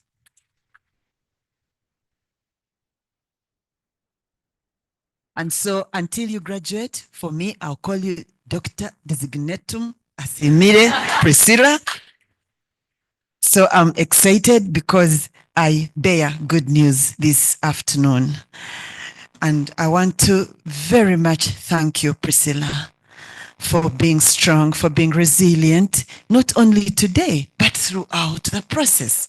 And this celebration also, this moment is awesome for me to say thank you so much, the doctoral mothers of Priscilla. Thank you, the doctoral supervisors. You had 2 supervisors, and we believe they did a great job. Thank you, Dr. Khanakwa. Thank you, Dr. Mrs. Ndidde. I would like to also thank our panelists reading the book and giving it attention, and coming today to give Priscilla a good time is something that we can celebrate. Thank you, panelists. Yes, and once again, allow me to thank and celebrate Professor Betty Ezati, our critical reader. Professor Ezati, thank you so much for your insightful work and comments to Priscilla. We know that they are going to enhance the quality of her book. And Priscilla, guess what? You have up to 3 months to do these corrections, and they are all manageable. But if you want to graduate 2026, you can do those corrections. Die once. Die once. Yes, so you have up to 3 months, but the comments are very manageable because you have everything that they're asking for, but you will get a comprehensive report from the Secretariat guiding you on what you're expected to do. And your supervisors will continue working with you to help you in the journey of doing those corrections. However, you have been assigned Dr. Edgar Taylor to oversee the last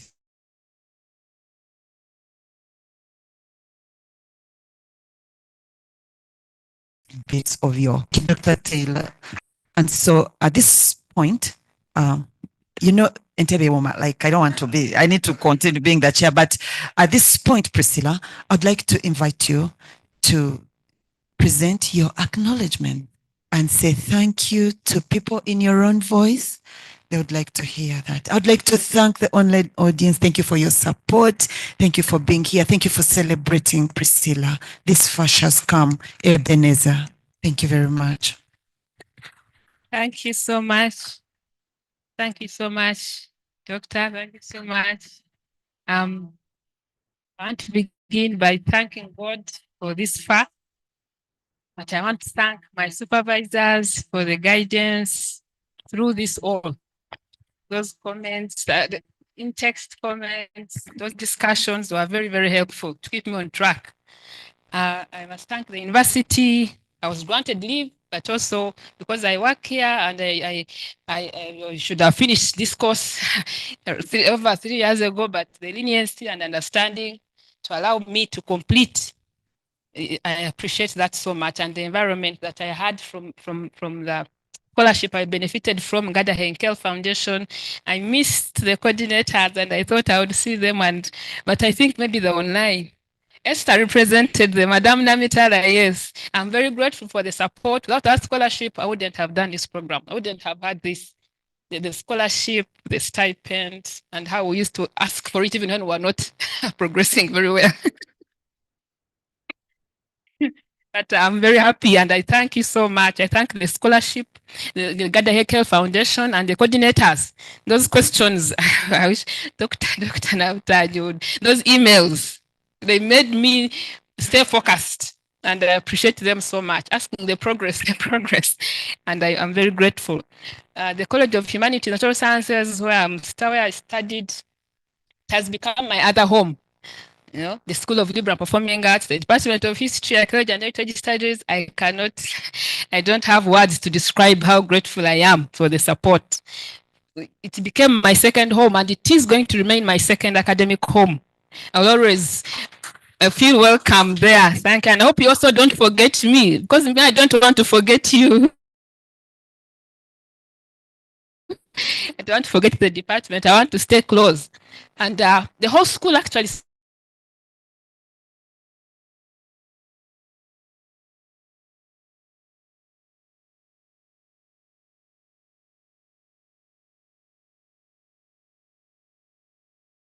I will not mention them for anonymity, but I'm very grateful.